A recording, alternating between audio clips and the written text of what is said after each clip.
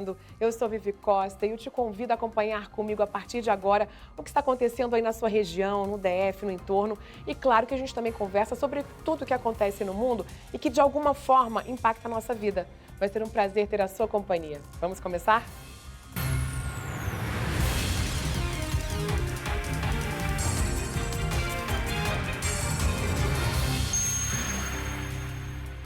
Vamos trazer alguns dos destaques da edição de hoje com os nossos repórteres.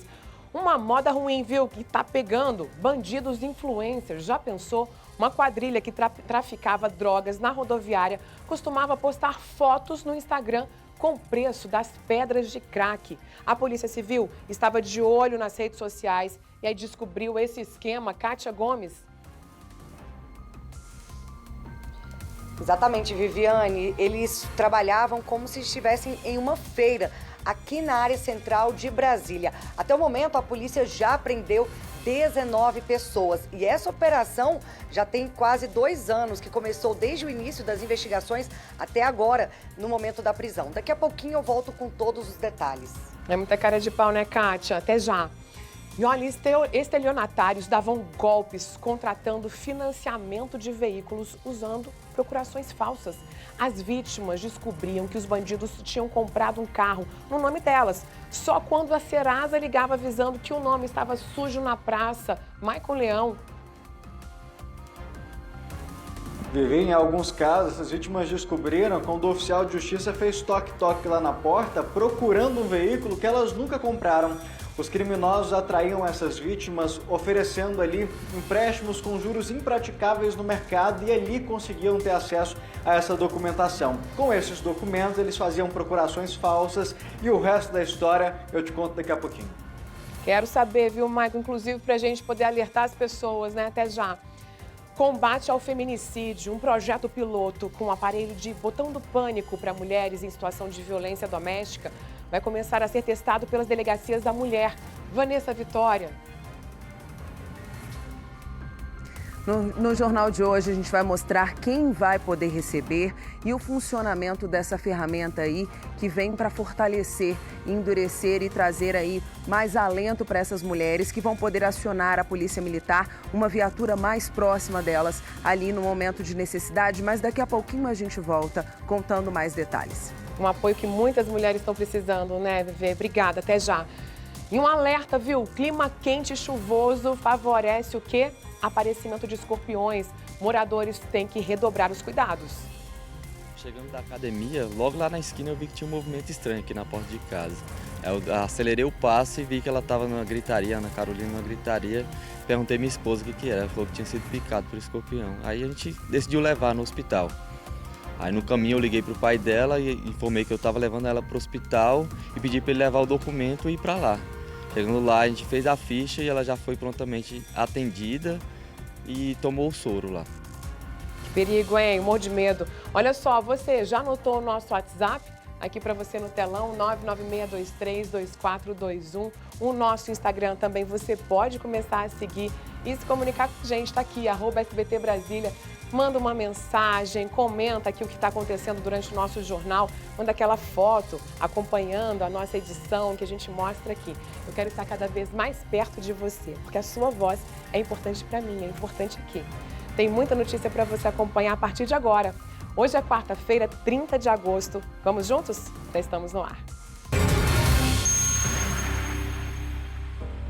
Vamos começar com essa história, porque, gente, não é possível, né? Olha só quanta cara de pau. Sabe aquele perfil na internet que vive postando coisas sobre o dia a dia? O que está fazendo, onde é que ele está, posta tudo, né? Bom, mas traficantes que atuam na área da rodoviária do Plano Piloto mantinham um diário virtual nas redes sociais. Eles mesmos divulgavam a atividade criminosa. Dá para acreditar, gente? Vamos acionar a repórter Kátia Gomes aqui para poder conversar com a gente sobre esses influencers do mal, né, Kátia, que foram alvos aí de uma operação da Polícia Civil na manhã de hoje, inclusive. Ô, Kátia, você estava comentando logo no início, né? 19 pessoas foram presas, mas ainda há outras que estão sendo procuradas? Exatamente, Viviane. 15 pessoas ainda estão foragidas, 15 pessoas que participavam dessa quadrilha. Eles agiam aqui na área central de Brasília, fazendo a venda de drogas. E era todo um esquema, viu, para que essa droga fosse vendida de uma forma que conseguisse ali despistar a polícia. E aí, como você disse, nas redes sociais, eles acabavam ostentando esse trabalho, mostrando ali a venda das drogas e também o dinheiro que eles conseguiam arrecadar, que não era pouco, não. Bom, para explicar um pouquinho sobre essa operação, que inclusive a investigação começou em setembro de 2021, já quase completando aí 2 anos, porque foi realmente uma mega investigação, uma mega operação. Eu vou conversar com o delegado Ataliba Neto, aqui da 5ª DP. Delegado, 2 anos de investigação. Não foi uma investigação simples, uma investigação fácil, até porque esses bandidos conseguiam driblar a polícia fazendo ali a distribuição na hora da troca do turno. Explica pra gente. Boa tarde, Kátia. Boa tarde, Vivi. Boa tarde a todos os amigos do SBT Brasília. Foi uma investigação muito complexa, que se iniciou com 3 investigados e que, de repente, a gente se deparou com 2 associações criminosas, uma com mais de 20, 30 integrantes e a outra aí com cerca de 10, 12 integrantes identificados. E a gente, num primeiro momento, acreditava que se tratava de um grupo único, mas a gente percebeu durante o andar da investigação que, na verdade, eram 2 grupos, 2 associações que trabalhavam de forma harmônica, porque eles não concorriam entre eles. Então, um grupo era especializado na venda de crack, que é a associação criminosa com maior número de integrantes, e o segundo grupo com a venda de cocaína e maconha. E as pessoas que efetivamente realizavam o comércio, a venda ali na rodoviária e nas adjacências ali da rodoviária do Plano Piloto, elas trabalhavam por essas 2 associações. Então elas vendiam também, tanto o crack, quanto a cocaína, quanto a maconha, e depois distribuíam os lucros para as associações respectivas. Como que funcionava toda essa distribuição? Os chefes dessas organizações criminosas, eles não praticavam ali a venda direta, repassava para um grupo, esse grupo escondia, depois repassava para outros traficantes. Como que funcionava todo o esquema? Isso, a gente percebeu que a atuação era muito semelhante, né? Eles tinham a mesma estratégia para driblar a fiscalização e também para impedir a prisão ali pelos órgãos de segurança. Então, os verdadeiros donos das drogas, né? Os reais traficantes aí, eles sequer chegavam na rodoviária. Então, eles mantinham essas drogas em depósitos fora do Plano Piloto, em regiões administrativas um pouco mais distantes e até algumas cidades do entorno. Utilizavam de táxis e veículos de aplicativo, de transporte aí por aplicativo, para fazer a entrega das drogas aqui. Então, tinham as pessoas que recebiam essas drogas, escondiam aqui na região e distribuíam pequenas porções para as pessoas que sim faziam a venda direta. Então, essas pessoas, às vezes transvestidos de ambulantes, de flanelinhas, de guardadores de carro, de lavadores ali próximo, inclusive usuários, realizavam a venda direta. Então, às vezes, ficavam com 3, 4 pedras de crack, 3, 4 porções de maconha, realizavam a venda e, quando recebiam o dinheiro, também não ficava em poder deles. Já repassavam para outros integrantes do grupo. Então, caso fosse abordado, só estavam em posse de drogas. Caso fosse flagrados ali por um órgão de segurança realizando o comércio, era preso em flagrante aqui, normalmente solto na audiência de custódia pela pequena quantidade, ou então ele era só abordado e detido na posse para consumo pessoal. Então eles evitavam que fossem presos na associação criminosa e até mesmo por tráfico de drogas. Então era todo esse esquema, toda essa estratégia para driblar a fiscalização e assim eles conseguiram se instalar lá na rodoviária, nas demais áreas ali próximas e conseguiram atuar aí por cerca de 2 anos. Inclusive, tinha até taxista envolvido nessa venda direta da droga. Na verdade, o taxista ele trazia a droga e, pelo que a gente apurou também, ele levava o dinheiro de volta, né? No final do dia ali, o que foi arrecadado. A gente mostrou algumas imagens aí do tanto que eles conseguiam arrecadar. Às vezes uma pedra de crack ali vendida por R$10, no final do dia dava toda essa receita aí para o grupo criminoso. Então, esses taxistas, esses motoristas de aplicativo eram os responsáveis também por levar o dinheiro arrecadado aí aos integrantes, aos líderes das associações criminosas. Desses integrantes, é importante dizer que um foi preso na operação de hoje, o líder aí da associação que envolvia a venda de maconha e de cocaína, mas os outros 2 líderes aí principais ainda se encontram foragidos. E, delegado, o que chama a atenção nesse vídeo é porque eles, inclusive, colocavam ali uma placa na rodoviária do Plano Piloto, crack R$10.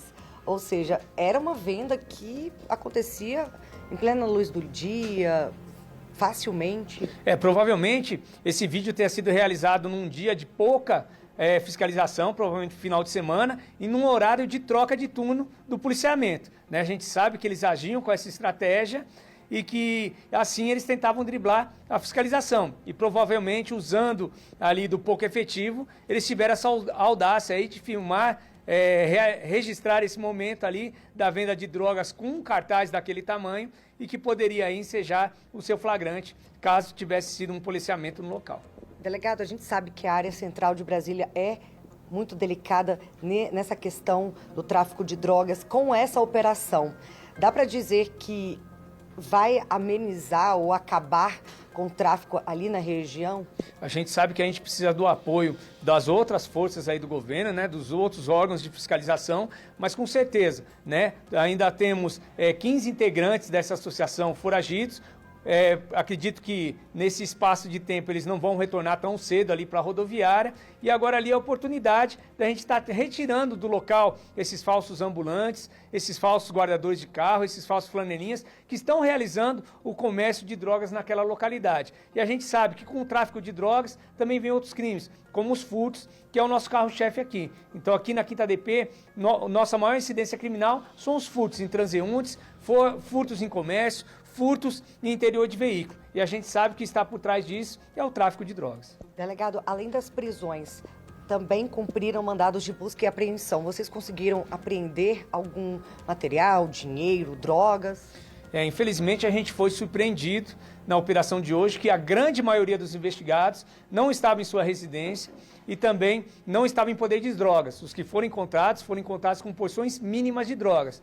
E apurando essa coincidência, a gente descobriu que alguns advogados tiveram acesso às medidas cautelares e informaram os seus clientes, os nossos investigados, antes da deflagração da operação. Então, eles já estavam sabendo disso e foram orientados a não estar portando drogas em suas casas, pois poderiam sofrer um mandado de busca no local, e os que já tinham a informação do mandado de prisão se evadiram do endereço que era conhecido. Agora a polícia vai continuar, claro, procurando esses criminosos que estão foragidos, inclusive líderes ali dessas quadrilhas.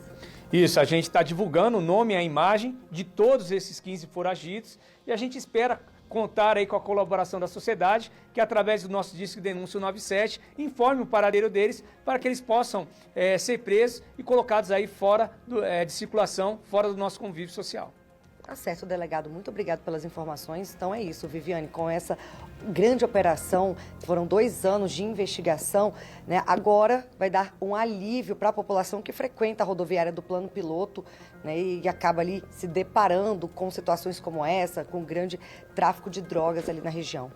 Ô, Kátia, olha, eu tô aqui chocada com a audácia desses criminosos e como eles agiam ali, né, sem preocupação nenhuma. Enquanto a gente está conversando aqui, a gente está mostrando a foto de cada um desses 15 que ainda estão sendo procurados, para que quem souber alguma informação possa realmente acionar a polícia pelo 197, para que a gente consiga garantir a tranquilidade e a segurança, principalmente nesse centro aqui, por onde passam tantas pessoas que vão e vêm aqui, né, de outros lugares aqui do entorno, inclusive, para trabalhar, e que quantas vezes ficam com medo de ir até a rodoviária por conta desses assaltos, enfim, de crimes que acontecem por ali, que, como o delegado falou, acabam acontecendo também muito por esse meio, né, que é o tráfico de drogas. Agora, Kátia, você sabe que eu até queria ver com o delegado se essa forma deles de filmarem e divulgarem isso nas redes sociais, se isso daí comprova, né, uma forma de ficar muito claro de que eles não têm medo, assim, que eles realmente acreditam na impunidade em relação ao tráfico de drogas, porque esses perfis aí, eles eram abertos?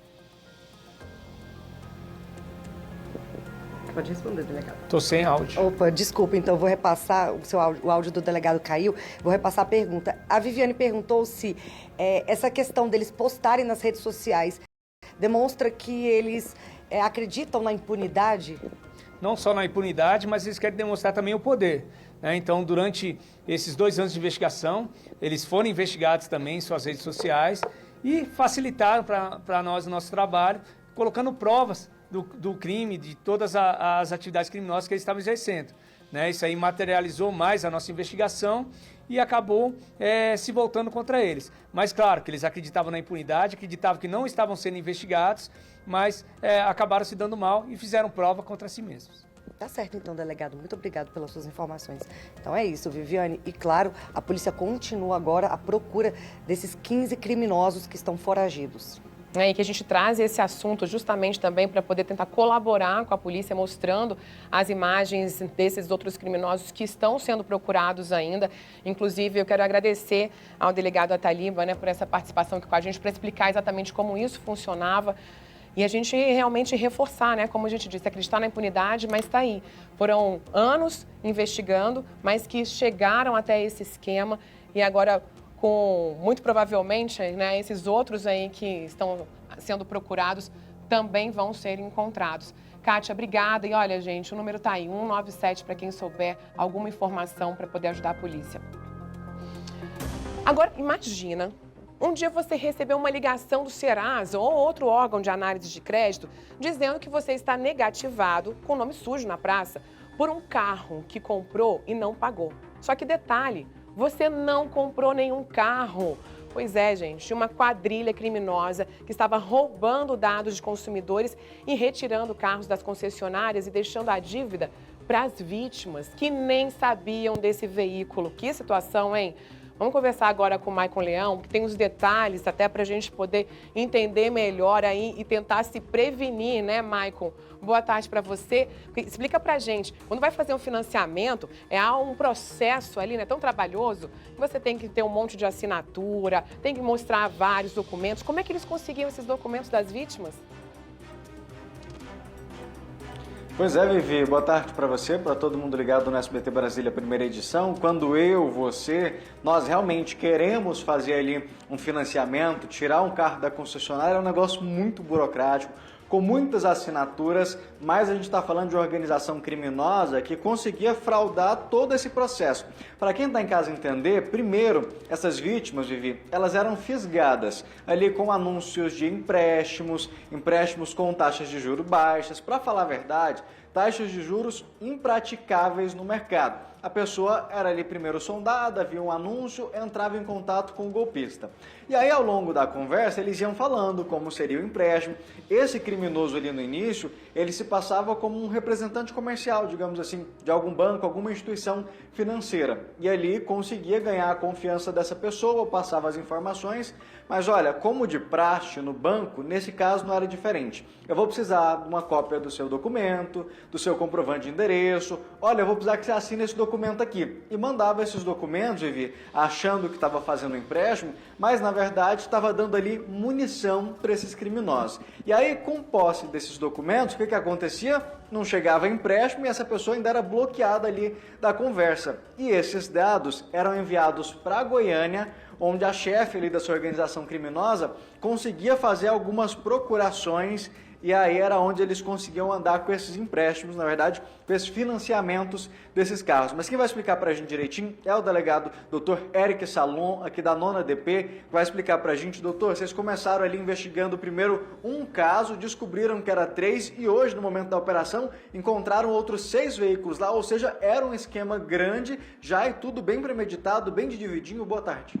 Boa tarde, Viviane, boa tarde, telespectadores. Exatamente como você já iniciou, explicou muito bem explicado, era uma organização criminosa que trabalhava em diversas fontes, tinha um pessoal que era responsável pelas iscas, ou seja, prospectar clientes, vítimas, usando essa isca de um empréstimo bancário com taxa impraticável.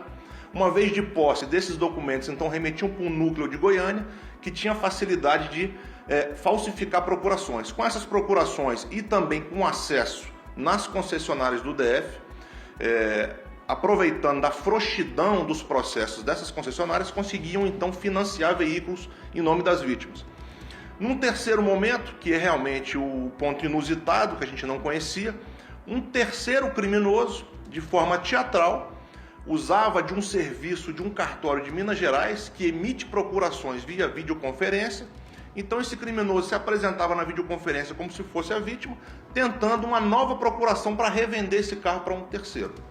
Hoje, nas buscas na casa da pessoa que a gente considera líder do grupo, nós encontramos 6 novos carros, todos eles com alienação fiduciária, com restrição judicial, e suspeitamos que eram novas vítimas. Assim que esses carros forem trazidos para o DF, nós vamos iniciar uma segunda fase da operação para tentar identificar de onde esses carros saíram. Podem ser, doutor, que nesse caso as vítimas desses 6 carros ali ainda nem tenham ficado sabendo que foram vítimas de um golpe, porque as primeiras que procuraram a delegacia, Vivi, só procuraram depois, por exemplo, o oficial de justiça chegou lá, bateu na porta e falou: ó, eu vim buscar o carro. Que carro era esse, né? A pessoa nem tinha noção, doutor. Perfeitamente. É o que a gente diz que é a face mais maldosa do crime de estelionato. A pessoa fica com aquele prejuízo nas costas e só vai descobrir quando já está sendo executada pela financeira do banco. Foi o nosso caso, a vítima nos procurou, registrou uma ocorrência dizendo que estava sendo executada por uma dessas financeiras com 2 financiamentos de carros no valor de 180, 200 mil reais. 2 carros que ele sequer sabia de onde é que estava vindo. Gente, 2 carros de uma única vítima. Exatamente. Doutor, a gente teve aí 4 pessoas presas nessa operação e aí entra num ponto detalhe que o senhor falou, a questão da frouxidão. Estão sendo investigados também pessoas que trabalhavam nessas concessionárias, era um esquema que precisava ali de várias pessoas para captar os documentos, depois para conseguir fraudar a procuração e depois para ninguém questionar essas procurações, né? Exatamente. É bom que a gente perceba que o estelionato é o crime da modernidade. A gente vive uma epidemia de estelionato e os estelionatários percebem as frouxidões e as brechas do sistema para aproveitar. Uma das pessoas que foi presa hoje era um vendedor de uma dessas concessionárias e nós conseguimos comprovar que ele facilitava, fazia vistas grossas a essa documentação para poder financiar esses carros. O senhor acabou de adiantar, Vivi, a gente aproveita que a gente traz um caso como esse, não só para mostrar a prisão, mas para tentar abrir os olhos de quem está em casa. Doutor, nesse caso aí, as vítimas deram ali munição contra eles mesmos. Ou seja, viram ali a oportunidade do empréstimo facilitado, com juros não praticados no mercado, e acabaram achando que iam ter alguma vantagem ali, né? Exatamente. Viviane, a gente sistematicamente tem deflagrado operações contra golpistas de todo tipo. Vocês da mídia estão sistematicamente cobrindo essas nossas operações e é sempre aquela mensagem que a gente passa para a população. Evite fornecer cópias de documentos, seus dados pessoais, assinaturas com terceiros que você não tem certeza com quem você está tratando. Principalmente em conversas de WhatsApp e esses aplicativos de mensageria.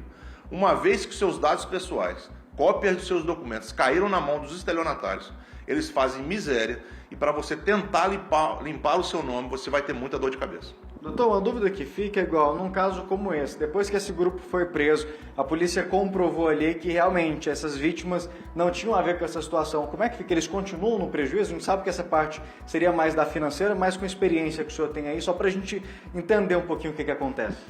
A investigação tem essa finalidade bifronte. A gente quer prender o criminoso, obviamente, para que ele não cometa outros crimes, mas também, de alguma forma, ajudar a vítima a dirimir aquele prejuízo. Com as prisões que nós tivemos hoje, nós vamos orientar as vítimas e os seus advogados que peguem cópia do nosso inquérito policial e juntem nas ações de execução civil, para que o juízo civil perceba que elas também são vítimas e essas execuções sejam terminadas. Delegado, obrigado pela sua participação aqui no SBT Brasília. Vivi, importante a gente ressaltar que a operação ela não termina agora com essas prisões, nem mesmo com o cumprimento desses mandados de busca e apreensão. Ainda tem esses outros 6 veículos ali que a polícia precisa descobrir agora quem são essas vítimas, Vivi. Pois é, o Maico, eu estava até aqui, né, querendo te interromper para poder entender um pouquinho melhor, o pessoal que está acompanhando a gente também, para a gente não cair num golpe como esse, porque às vezes quando acontecem esses golpes, às vezes a gente nem sabe, porque pegaram alguns dados na internet, enfim, a gente nem está sabendo. Aí, só me explica aqui direitinho, nesse caso, essas vítimas, elas estavam de alguma forma interessadas aí ou no financiamento ou, né, na compra de um carro, elas, na verdade, entraram em contato diretamente com esses criminosos para passar esses dados? E como é que eles divulgavam esses anúncios, né?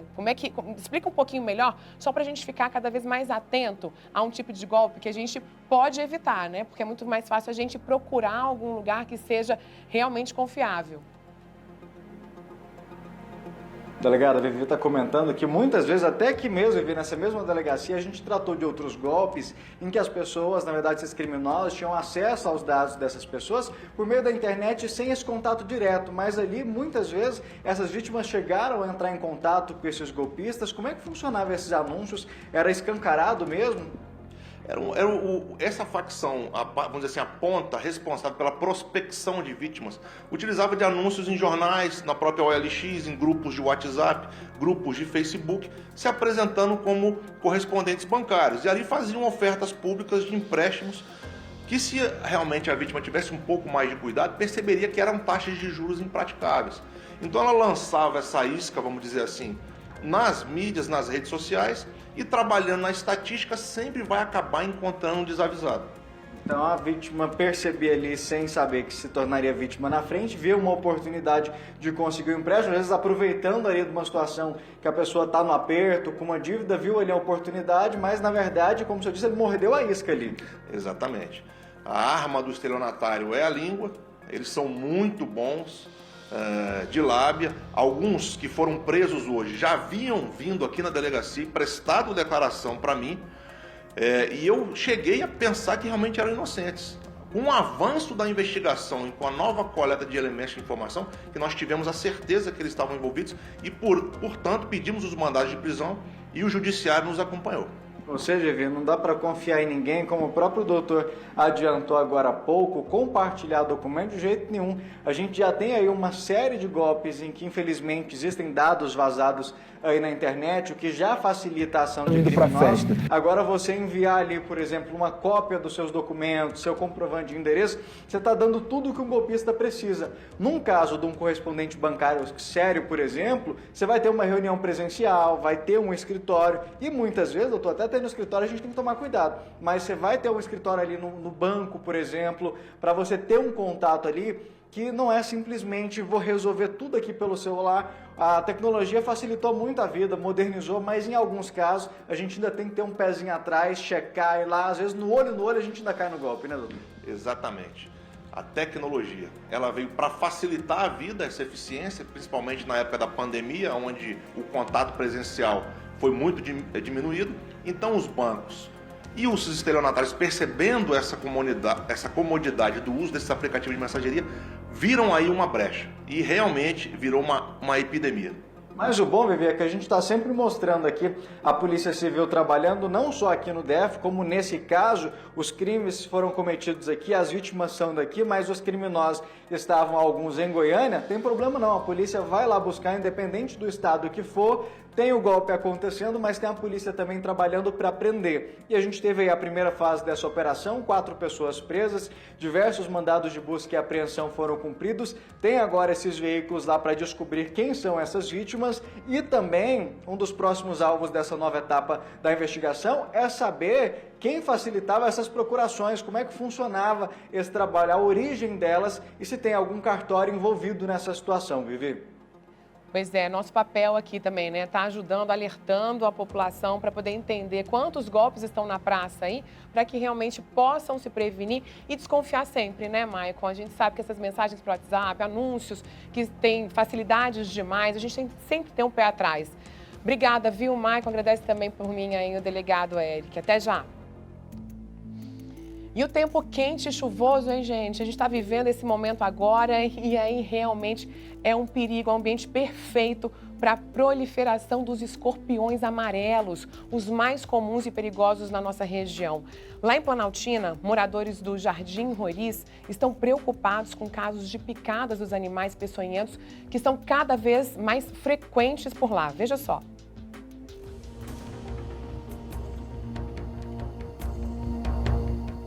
A Ana Carolina estava na casa da avó lanchando. Quando levantou e foi ajustar a cadeira, levou uma picada. Na hora eu pensei que era uma muriçoca, mas eu vi a garrinha dele presa em mim. Aí a minha avó falou que isso não era normal e foi ver e viu que era um escorpião. Aí eu senti uma dor, minha perna começou a ficar dormente, eu senti umas pontadas, doeu muito. Foi o Rafael, que é vizinho da família, que escutou os gritos de socorro e levou a Ana Carolina para o hospital de Planaltina. chegando da academia, logo lá na esquina eu vi que tinha um movimento estranho aqui na porta de casa. Eu acelerei o passo e vi que ela estava numa gritaria, Ana Carolina, numa gritaria. Perguntei minha esposa o que era, ela falou que tinha sido picado por escorpião. Aí a gente decidiu levar no hospital. Aí no caminho eu liguei para o pai dela e informei que eu estava levando ela para o hospital e pedi para ele levar o documento e ir para lá. Chegando lá, a gente fez a ficha e ela já foi prontamente atendida e tomou o soro lá. Este médico explica o que fazer em caso de picada de escorpião. Toda pessoa que é picada por um escorpião, ela deve, de imediato, procurar um pronto atendimento. A grande maioria das vezes aqui ocorre picadas pelo escorpião do gênero Tichlus, da espécie do Tichlus cerulatus, que é o escorpião amarelo. Produz uma toxina que pode provocar eventos mais graves. Por isso, essa necessidade desta avaliação, principalmente pacientes de 2 grupos de risco, a criança e os idosos. De acordo com a Secretaria de Saúde, em 2022, foram registrados 27 atendimentos envolvendo escorpiões aqui na região do Jardim Roriz. De janeiro até agora, já foram 33. No meu cachorro, na minha gata, o escorpião picou os 2. Depois dele, a gente já detetizou a casa e ainda apareceu mais um. A Vigilância Ambiental realiza inspeções nos locais onde há reclamação por causa de escorpião. O atendimento precisa ser solicitado pelo 160. Está acontecendo muita picada de escorpião e precisa melhorar isso, né?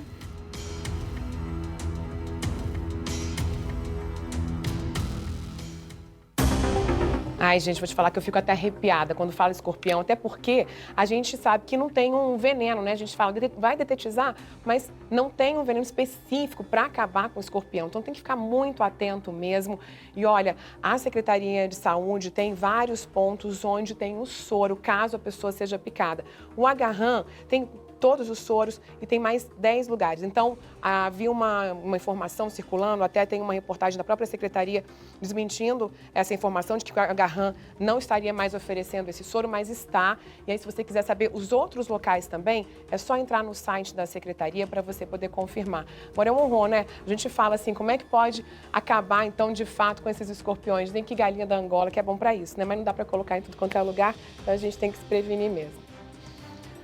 Olha só, pedi para vocês, né, para vocês anotarem no nosso WhatsApp, que fica aqui no telão, para você já salvar aí no seu celular e mandar mensagens para a gente, sugestões de reportagem, contar o que está acontecendo por aí, fazer algum comentário sobre alguma reportagem que a gente está trazendo aqui ao longo do jornal. E também tem aquelas fotos, né, um momento que vocês gostam de se ver por aqui. E eu adoro também, porque te confesso que eu acho que a gente se sente mais próximo. Vamos mostrar algumas aqui, então, que vocês já mandaram para a gente? Olha, tem algumas de ontem que chegaram, a Roberta. Ela comentou, né? Boa tarde, Viviane, estou aqui assistindo essa matéria, muito triste. Ela mora em Águas Lindas, essa reportagem que a gente trouxe ontem no finalzinho do jornal, que foi uma mulher grávida que morreu durante o parto lá no Paranoá.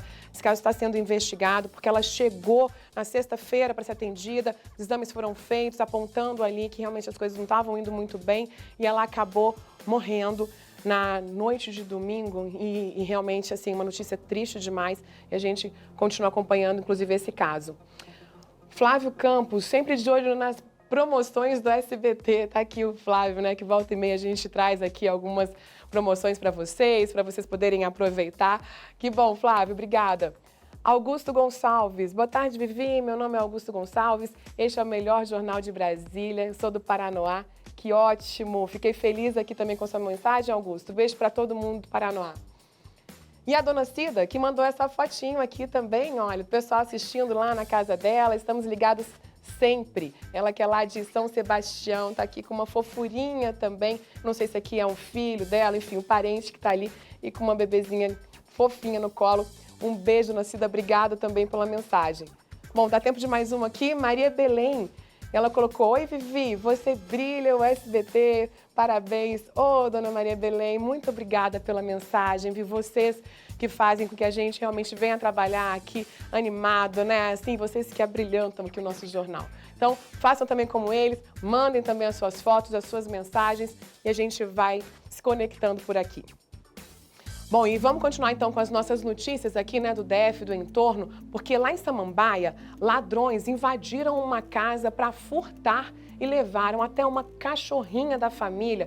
Olha, não estão deixando nada, né, gente? Até um pet que a gente sabe que muitas pessoas assim precisam ali, né? Tem aquele envolvimento todo emocional, que às vezes até assim, recuperar algo material, recupera. Mas, poxa, um cachorrinho, né? Esses criminosos, eles pararam o carro na frente da casa, arrombaram o portão e a porta da residência e aí levaram tudo. O prejuízo foi mais de R$5.000. Olha, esse prejuízo foi alto demais também. A gente está até vendo aí algumas imagens do circuito de segurança para poder mostrar como que tudo isso aconteceu por ali. Mas a gente vai chamar a Vanessa Vitória porque ela está junto com o delegado responsável por esse caso, lá no local, inclusive, onde tudo isso que aconteceu e está com a vítima também, né, Vanessa? Olha, eu vou te contar uma coisa. Eles esperaram, então, na verdade, que eles saíssem para poder entrar e levar tudo, até a cachorrinha. Oi, Vivi, boa tarde para você, boa tarde para todo mundo. Exatamente, isso em plena luz do dia. Eu vou mostrar um pouquinho a dinâmica de como tudo aconteceu. Olha só, eles entraram por este portão aqui que foi arrombado. Dá para ver que a casa é toda contornada em grades. Então, assim, eles forçaram ali, os vizinhos inclusive ouviram. Uma vizinha até gravou o carro, né, que aparece o Honda Prata, mas acabou não chamando a polícia, ligou para a proprietária. Depois que eles abriram ali, eles vieram para cá, para essa porta aqui, que também foi arrombada, olha só. Eles retiraram esse miolinho aqui e entraram. Dessa parte, eles levaram a televisão, que estava aqui, inclusive a proprietária da casa está aqui também, daqui a pouquinho ela vai falar com a gente. Eles levaram televisão, levaram notebook, que estava aqui, objetos de valor, e depois seguiram para cá. Nesse quarto ali, ó, eles tentaram levar uma televisão, que é o quarto das crianças, mas quando eles observaram que aquele monitor lá, ó, tá vendo? O Claudinho tá mostrando agora, não estava funcionando, eles falaram, vamos deixar isso daí que vai ser só peso. E aí testaram e tudo, colocaram na tomada, testaram e falaram, não, vamos levar não. Desse outro quarto aqui, aí eles levaram tênis, levaram roupas, levaram vários objetos pessoais da família. Mas como você disse, Vivi, o grande prejuízo aí nem é só essa questão material de mais de R$5.000, não. Porque os proprietários aqui falaram que isso eles vão trabalhar e vão conseguir repor. Mas o que era mais importante mesmo era a Velma, a cachorrinha de 2 anos, que estava ali brincando, inclusive, uma cachorrinha calma, tranquila, que foi levada. E é exatamente isso que eles querem recuperar. O apelo aqui, eu vou conversar com ela agora, por receio, né, insegurança, ela prefere não ser identificada, é que tragam a Velma de volta. Ela tá até com um brinquedinho aqui, ó, da Velma na mão, e a cachorrinha não tá aqui. Boa tarde para você. O apelo é para que ela volte para casa, né? Isso, a gente só quer ela de volta. O resto a gente trabalha, conquista de novo. Mas minhas filhas choraram, pediram a cachorra de volta. É só ela que a gente quer. Ela tem 2 filhas, 2 menininhas. E aí, quando chegaram e viram a casa arrombada e toda revirada, olharam, cadê a Velma? A Velma tem 2 anos, qual a raça dela? Ela é American Bully. Calminha, tranquila? Não morde, não late, assustada. Se foi muito assustada mesmo. E a gente só quer ela de volta, só ela, só a Velma, entrega a Velma, solta ela, pede para ligar pra gente. Aonde ela estiver, nós vamos buscar ela. Vocês poderiam até esperar que um dia a casa fosse invadida, né? Vocês têm 3 anos que moram aqui, não pretendem continuar, como é um imóvel alugado, vocês vão sair daqui, vão para um apartamento, ela me contou isso, para mais segurança, eles estão bem apreensivos. Vocês poderiam até esperar que um dia a casa fosse invadida e objetos fossem levados, mas não a cachorra. Sim, até quando comunicaram a gente que tinham entrado aqui, nós achamos que tinha trancado ela em algum quarto, com medo ou alguma coisa. Mas quando chegamos, foi a primeira coisa que, na verdade, nós procuramos foi ela e ela já não estava mais. Ela não... E nós procuramos na quadra, caso ela tivesse saído, mas ninguém viu, levaram ela mesmo. Algum vizinho que estava ou acompanhando ali pelo celular, que tinha uma moradora que estava gravando a ação, ou por câmeras de segurança, observaram que eles entram com ela no carro? Não, a câmera não pega aqui na porta e quando a vizinha viu, eles já estavam indo embora. Então, provavelmente colocaram ela antes. E ela não é de fugir, com certeza ela ficou acuada e eles viram que ela não ia avançar e levaram. Olha só, Vivi, o apelo é justamente esse, para que a cachorrinha seja localizada e seja devolvida. Eu vou conversar agora com o delegado, doutor Fernando, vou até pedir para que ele venha aqui para casa, vou pedir para que a proprietária saia aqui de cena, por favor, muito obrigada, que o doutor Fernando venha aqui agora falar com a gente sobre esse caso, né? Inclusive a redução aí foi um crime de furto, eles aproveitaram a ausência dos moradores para poder cometer essa ação. E a gente tem dados, inclusive, da Secretaria de Segurança Pública que apontam que aqui na região de Samambaia esse tipo de crime teve uma redução em comparação com o ano passado. Cheguei a quase 10%, mas ainda acontece, né? Como é que funciona nessas ações específicas, doutor? Tem um bem aí que vai além do material, né? Que é um apego muito afetivo aqui, principalmente das crianças. Boa tarde, a polícia vai atrás, tenta pistas também nesses casos aí para localizar o animal. A gente sabe que teve um outro caso parecido, eu não sei se foi encontrado aqui na região de Samambaia, que também levaram um cachorro. Boa tarde, querida. Boa tarde a todos. O apego maior realmente é com relação ao animalzinho de estimação. Tivemos um caso recente aqui em Samambaia, cerca de 2 meses. Conseguimos identificar os autores, bem como recuperar os 2 cãezinhos que foram furtados naquela situação. Esse tipo de furto a gente costuma chamar de furto, a pessoa aproveita naquela oportunidade, furto de oportunidade ou crime de oportunidade, onde eles passam, são pessoas já especializadas nesse tipo de crime, passam, observam as residências, onde não tem ninguém, por exemplo. Muitas vezes chamam alguém, batem na porta, observam se tem objeto de valor e num descuido do morador, muitas vezes, eles acabam arrombando de forma muito hábil fechaduras, cadeados, no caso aqui até o miolo da porta, como você bem disse, ingressam rapidamente no imóvel, subtraem aquilo que tem de valor, as coisas mais rápidas de se levarem, como televisores, e infelizmente acabam aproveitando para subtrair animais de estimação que muitas vezes fazem até parte da vida das pessoas, especialmente quando se trata de crianças nas casas ou até idosos. Sim, nesse caso vocês tiveram sucesso, acabaram conseguindo recuperar, a gente faz essa torcida também para que isso aconteça aqui nessa casa, que é o grande apelo dessa família para retornar o animalzinho, a Velma, e não especificamente os prejuízos materiais. Agora, delegado, tem alguma dica, por exemplo, eles saíram aqui, como o senhor falou, são bandidos especializados, né? Parece que tinha um outro carro que era um Palio, que também aparece nas imagens, dando uma cobertura aí. Tem alguma dica para os moradores? Porque mesmo que a cachorrinha estivesse aqui do lado de dentro, como eles entraram, eles iriam fazer aí o que fizeram, acabariam levando mesmo o animal, mesmo que não fique solto ali do lado de fora.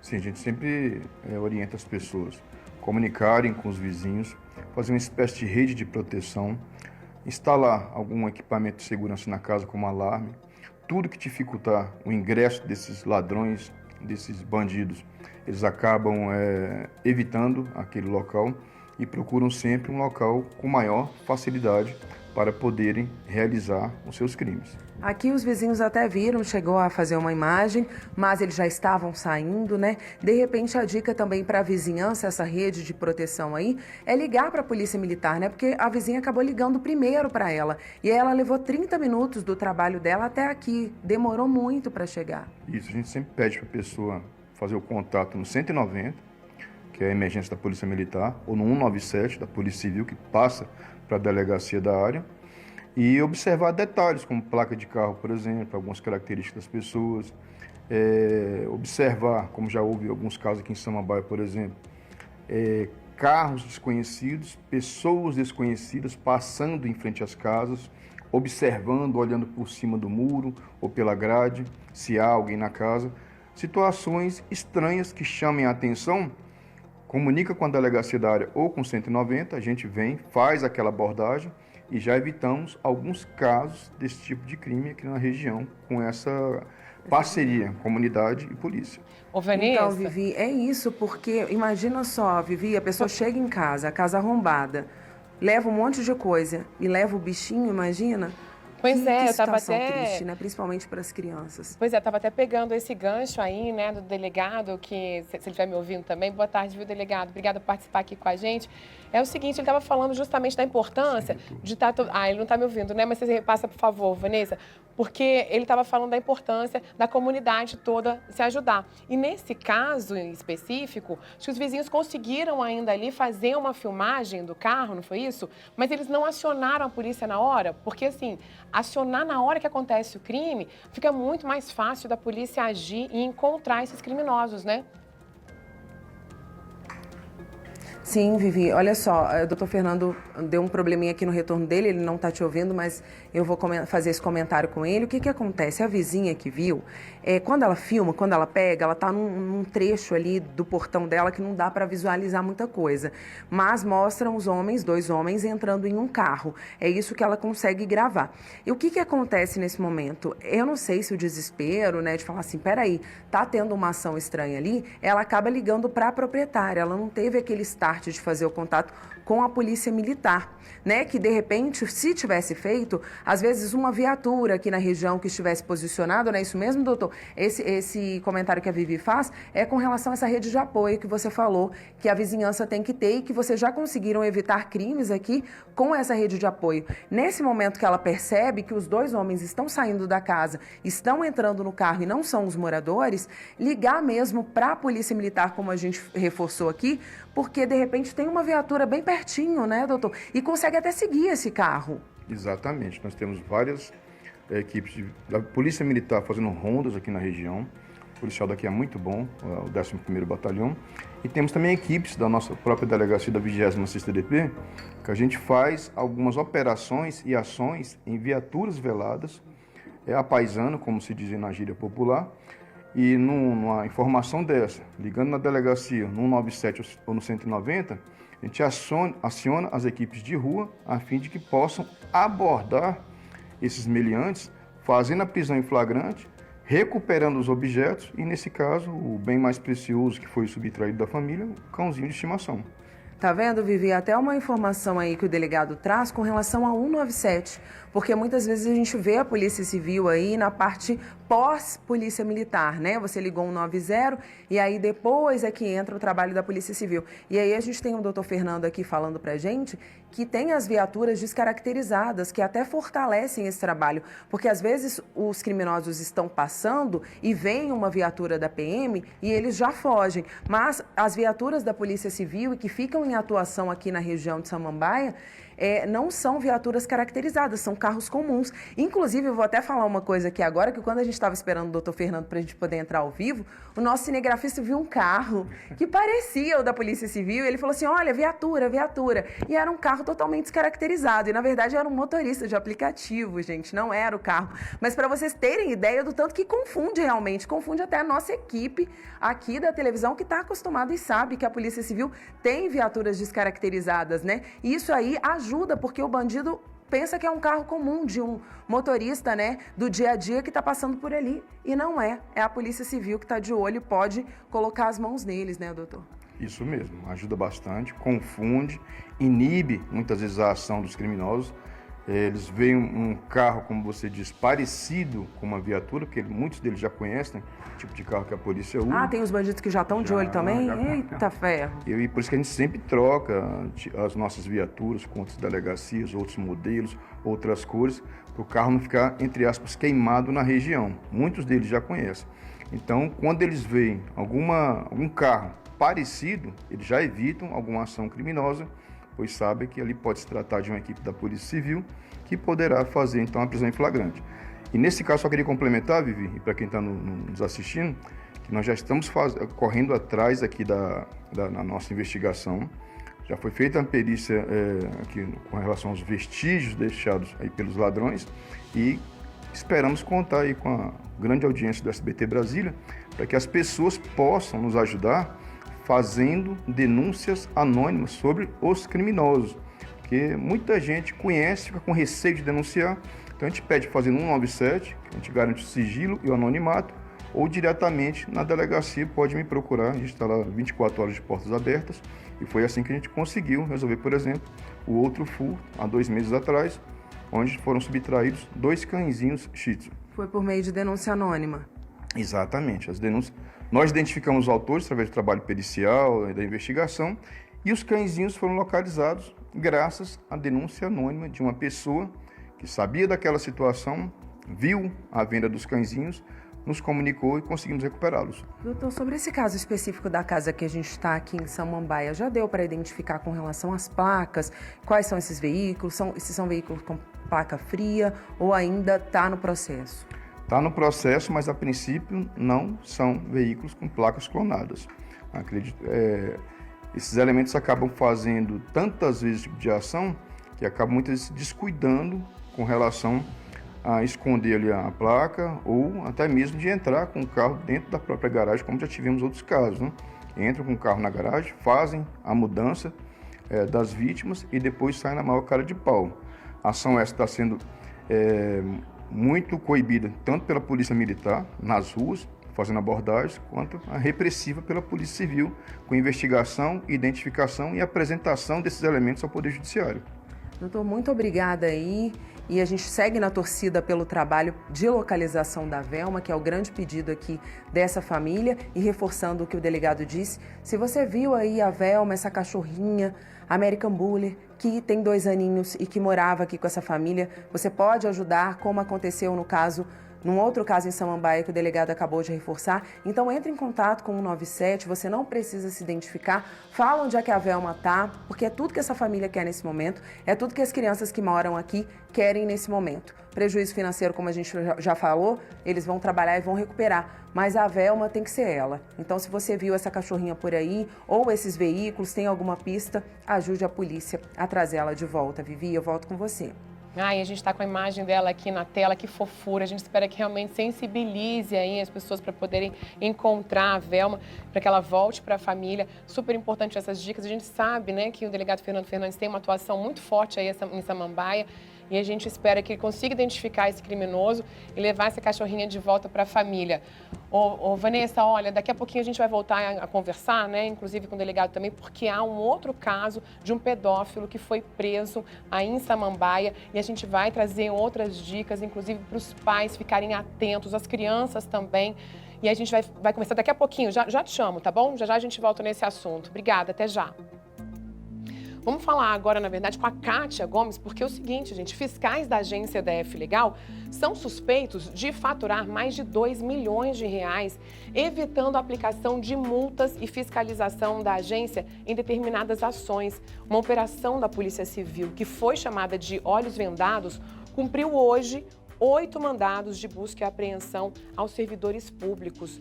Vamos entender melhor como é que eles atuavam? Então, a Kátia Gomes que vai trazer esses detalhes pra gente, né, Kátia? Ô, Kátia, olha só, eles cobravam das pessoas e empresas que seriam fiscalizadas ali para que essas ações não ocorressem. Traz esses detalhes pra gente, por favor.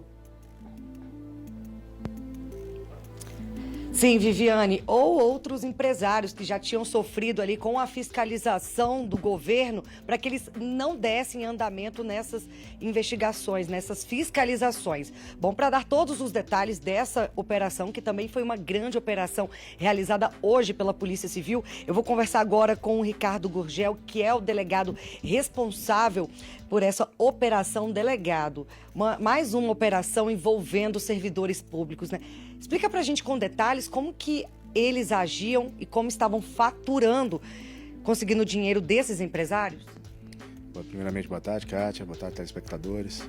Investigação iniciada no ano de 2021, envolvendo 8 servidores do F-Legal, fiscais, que estavam procurando alguns empresários, solicitando vantagem de dinheiro para ou deixar de fiscalizar, realizar as autuações, ou então retardar os processos que já existiam em curso naquele órgão. E como que eles encontravam essas pessoas? Eles acessavam os processos dentro ali da Secretaria da F-Legal e descobriam essas pessoas que tinham algum processo? A forma era mais diversa, mas a principal, eles iam até o local, até as empresas, e conversavam diretamente com os empresários envolvidos. E esses empresários, eles topavam, eles pagavam? Como que funcionava? Pode explicar com detalhes toda a operação, delegado. A operação iniciou em 2021 justamente que alguns empresários procuraram aqui a Delegacia de Repressão à Corrupção, nos relatando o que estava acontecendo. Alguns coagidos chegaram a pagar, outros não. As investigações continuaram, foram feitas várias diligências, inclusive quebra bancária, onde conseguimos perceber uma movimentação atípica na conta desses servidores. Atípica porque verificamos que tinha vários depósitos em dinheiro, alguns deles oriundos de empresas e empresários potencialmente investigados. Como que funciona a partir de agora? Foram cumpridos 8 mandados de busca e apreensão, ninguém foi preso, esses servidores eles serão afastados? Na data de hoje foram cumpridos 8 mandados de busca e apreensão, 7 aqui no Distrito Federal, 1 na cidade de Januário, em Minas Gerais. Logramos encontrar R$40 mil aproximadamente em dinheiro, em espécie, além de eletrônicos e documentos. Além das buscas e apreensões, foi decretado também a suspensão da função pública de 3 dos investigados, 3 dos fiscais, bem como a proibição de acesso deles ao prédio do DF Legal. Delegado, esse valor que eles teriam faturado, R$2 milhões, qual que é o prejuízo para os cofres públicos? Eles devolvem também? A Secretaria do DF Legal é uma secretaria muito importante, cuida da ordem urbanística, né? Então o maior prejuízo é com relação a isso. Eles estão cometendo essas irregularidades. De antemão aqui, cumpre destacar que essa referida secretaria esse ano teve uma atitude de vanguarda, criou uma subsecretaria de inteligência e compliance que tem trabalhado em conjunto com a Delegacia de Repressão à Corrupção e nós não vamos aturar mais esse tipo de desvio. Então eu conclamo até a todos os telespectadores, demais empresários que estejam ouvindo aí, aproveitando a audiência, que tiver conhecimento ou estiver sofrendo esse tipo de coação, possa procurar aqui a Polícia Civil através da delegacia. Estamos aqui à disposição ou então nos canais oficiais, como 197.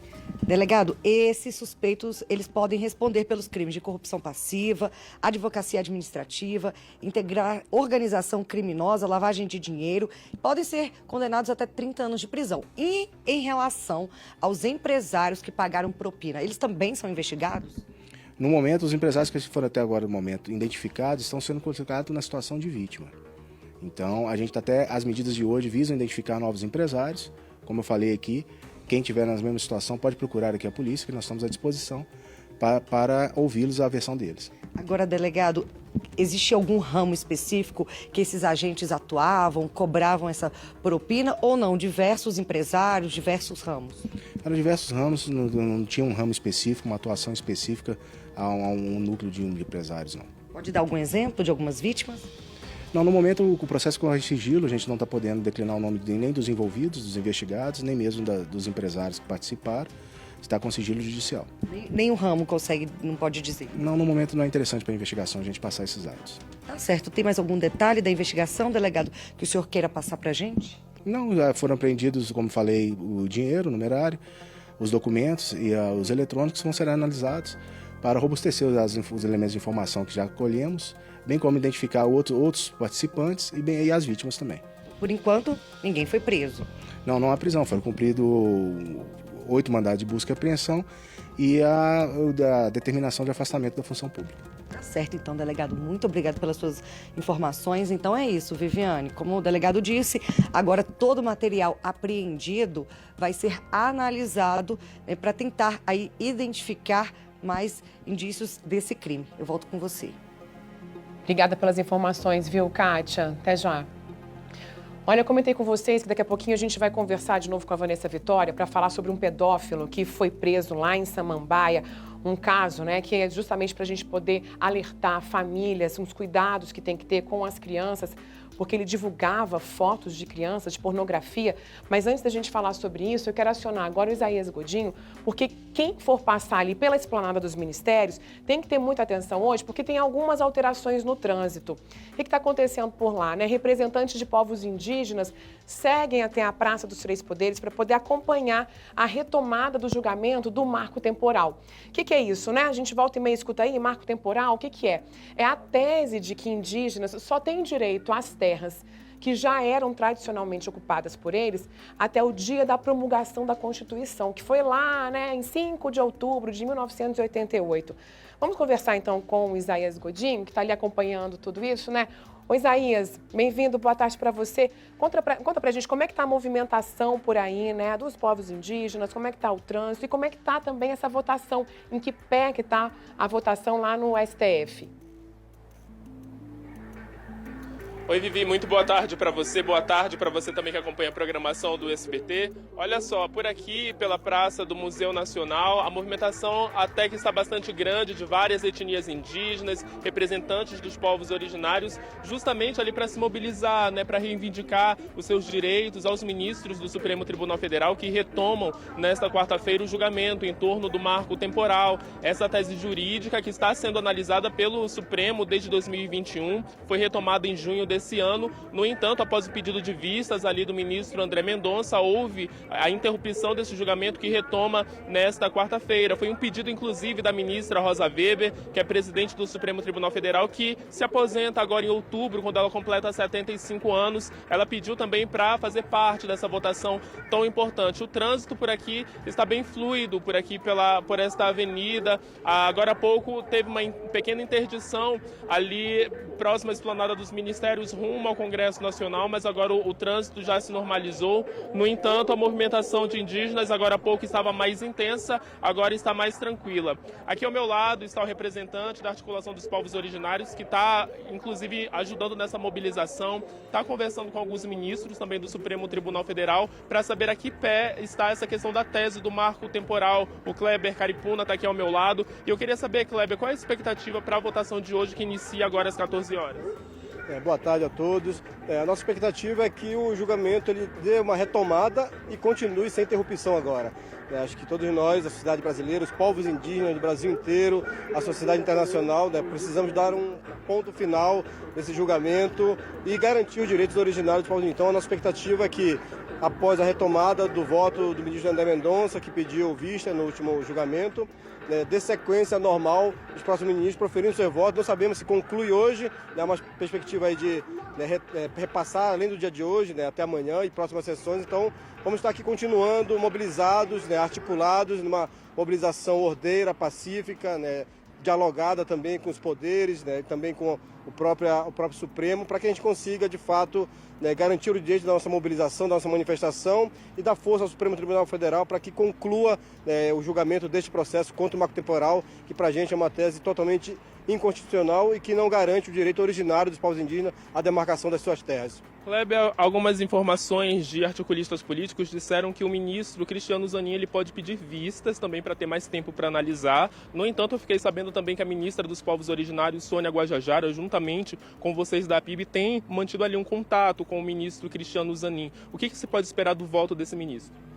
Então, a gente teve reunião desde segunda-feira, inclusive hoje, daqui a pouco tem uma delegação nossa indo reunir também com a assessoria do ministro Zanin, não diretamente com ele hoje.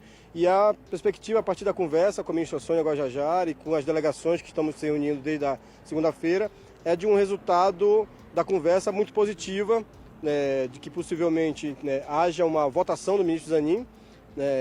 Há rumores no bastidores de que há uma negociação para que não tenha uma nova paralisação, então por isso que a gente está numa expectativa muito grande dele votar e esperamos que ele vote favorável aos povos indígenas, seguindo o voto do relator, o ministro relator Edson Fachin, que para a gente é o voto que muito mais se aproxima da garantia dos direitos originários dos povos indígenas aos seus territórios e também derrubando a tese do marco temporal. Então para a gente é fundamental essa retomada, a não paralisação e que o ministro Zanin dê sequência e sem interrupção, sem pedido de vistas. Muito obrigado, viu, Kleber, pela sua manifestação. Então é isso, Vivi, a gente segue acompanhando toda essa mobilização. O placar, por enquanto, está 2-1 para o marco temporal. 2 ministros, Edson Fachin e Alexandre de Moraes, votaram pela derrubada desse entendimento e o ministro Nunes Marques é favorável à manutenção do marco temporal. Vamos ver como cada um dos ministros vai votar e eu volto contigo aí no estúdio.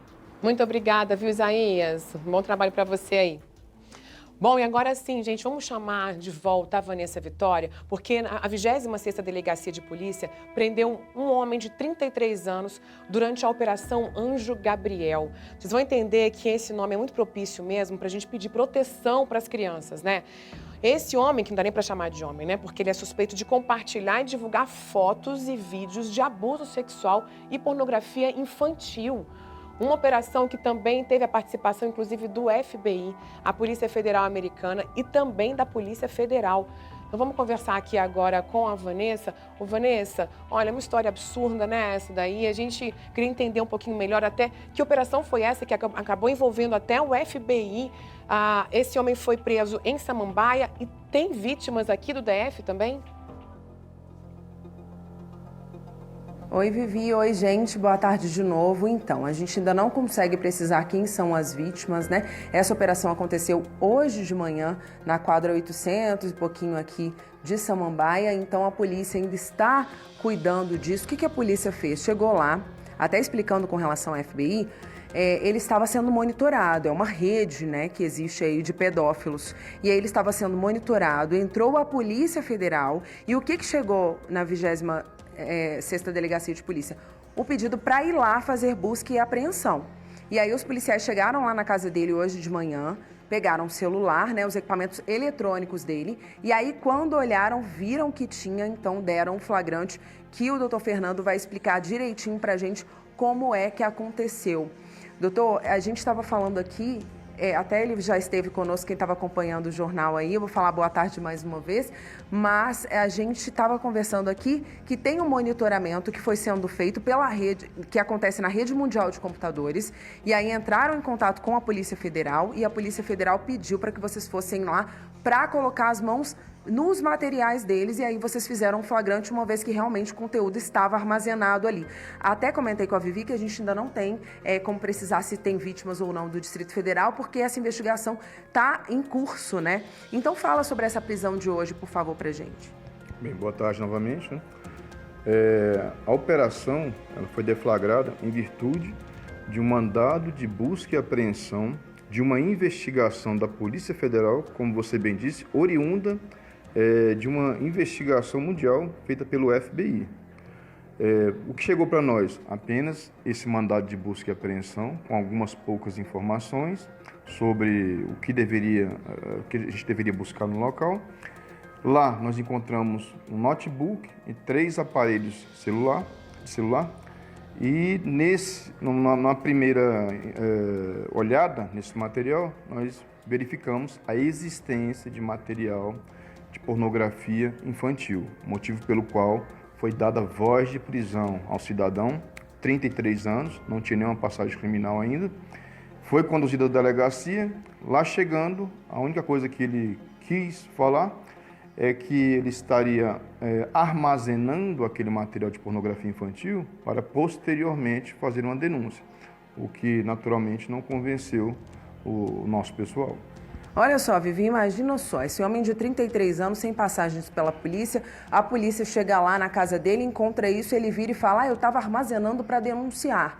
E depois chega um advogado na delegacia e aí ele para de falar, não fala mais nada. Fica por isso mesmo. Mas o que acontece nessas situações? Nós que somos pais, aí, inclusive, eu e você que somos mães de adolescentes, a gente fica muito apreensivo, porque a gente estava conversando aqui, eu estava conversando com o doutor Fernando, sobre o seguinte, tem aquele crime do pedófilo, que ele é um abusador. Então ele pega aquela criança, ele abusa daquela criança e ele grava as imagens. Esse é um tipo de crime. E tem aquele outro que ele vai pelo meio digital. A criança está ali jogando, o doutor Fernando falou, olha, tinham imagens ali de meninos e meninas nus, né, crianças que ainda nem se desenvolveram, nem em fase de desenvolvimento estavam. E aí essas crianças estão ali jogando online e eles aparecem como uma outra criança. Usam uma foto que encontram na internet, diz que é uma menina de 15 anos para seduzir um menino, enfim, diz para a menina que é um garoto, enfim. Eles usam, e até o doutor Fernando estava falando que hoje com essa questão de inteligência artificial, eles conseguem até modificar a voz. Muitas vezes eu cheguei para o meu filho e falei, ei, você está conversando com quem? E aí eu escuto a voz de criança, você fala assim, não, beleza, a voz de criança. Só que eles conseguem até modificar a voz para se passarem por criança. E aí é nesse momento que eles conseguem produzir o conteúdo que eles vão fazer essa troca e eles vão disseminar pelo Brasil, pelo Distrito Federal, pelo Brasil e pelo mundo. Você vê, esse cara estava aqui em Samambaia, e a Polícia Federal de olho nele, porque o FBI já tinha notado. Então, o grande ponto que tem aí de alerta, que eu vou até pedir para o doutor Fernando fazer, para nós que somos pais, é com relação a essa produção de conteúdo. Porque como eles se fingem, eles se passam por crianças e adolescentes, eles ganham a confiança dessas pessoas, dessas crianças, e conseguem, sim, produzir o conteúdo que vão disseminar. E eles conseguem facilmente, porque ele manda uma foto de uma menina de biquíni e fala assim, ei, me manda uma foto sua agora. E aí o menino tá achando que tá falando com a menina, ele pega e manda. Doutor, é muito complicado para nós pais. Você me contou um relato aqui, até pessoal, de uma situação que aconteceu muito perto do seu ciclo familiar, que o menino, ele se envolveu numa conversa dessa e ele mandou nudes. Então, é difícil demais um negócio desse, é complicado até pra gente. Exatamente. A nós pais cabe vigiar. É bíblico, né? Vigiar, orar e vigiar. No nosso caso, vigiar mesmo. Procurar saber com quem os nossos filhos estão falando na internet, seja no notebook, no celular, nos jogos online, onde muitos ali se passam por crianças e adolescentes, como você bem disse, acabam mandando fotos para um garoto ou para uma garota, uma adolescente, dizendo que gostou e pede uma foto de volta e depois manda um nude, claro, tirado da internet, pede o nude daquela criança ou daquele adolescente, e esse material depois ele é utilizado por eles como moeda de troca nessa rede mundial, essa rede nojenta de pedofilia que eles mantêm, né? E fica o cuidado maior ainda por parte dos pais com a inteligência artificial, que o pedófilo hoje, já vimos várias matérias na televisão, na internet, de pessoas adultas, até idosos, se passando por criança e adolescente, conversando com os nossos filhos, do nosso lado no sofá, mexendo no celular, e eles e até nós acreditamos que se trata ali de uma outra criança ou de um outro adolescente. O que seria uma coisa inocente acaba se tornando ali um verdadeiro perigo, uma armadilha para os nossos filhos debaixo das nossas asas.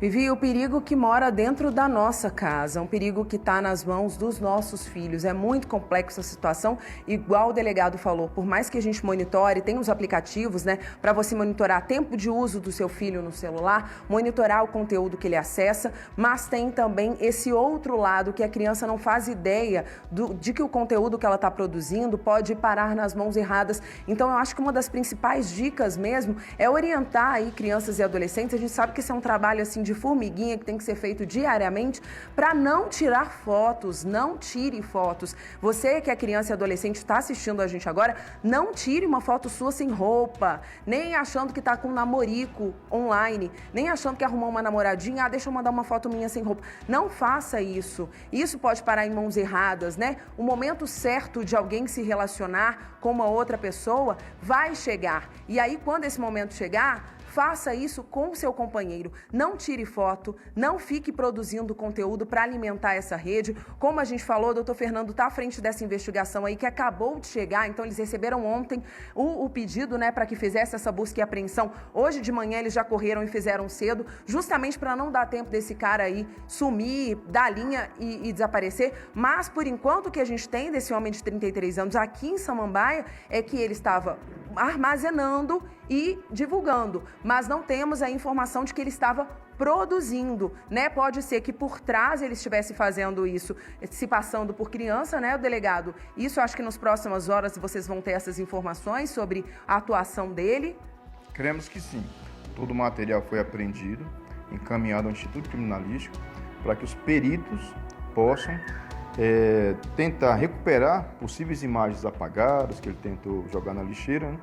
E os nossos policiais também, da nossa seção de investigações, vão fazer aquela investigação preliminar no material, para ver se encontram outras situações, até de estupro digital, ou de situações mais graves, o que mudaria a configuração do crime para um crime mais grave ainda. Hoje, qual seria a pena, considerando o armazenamento e divulgação, que não tenha tido estupro digital, né, virtual?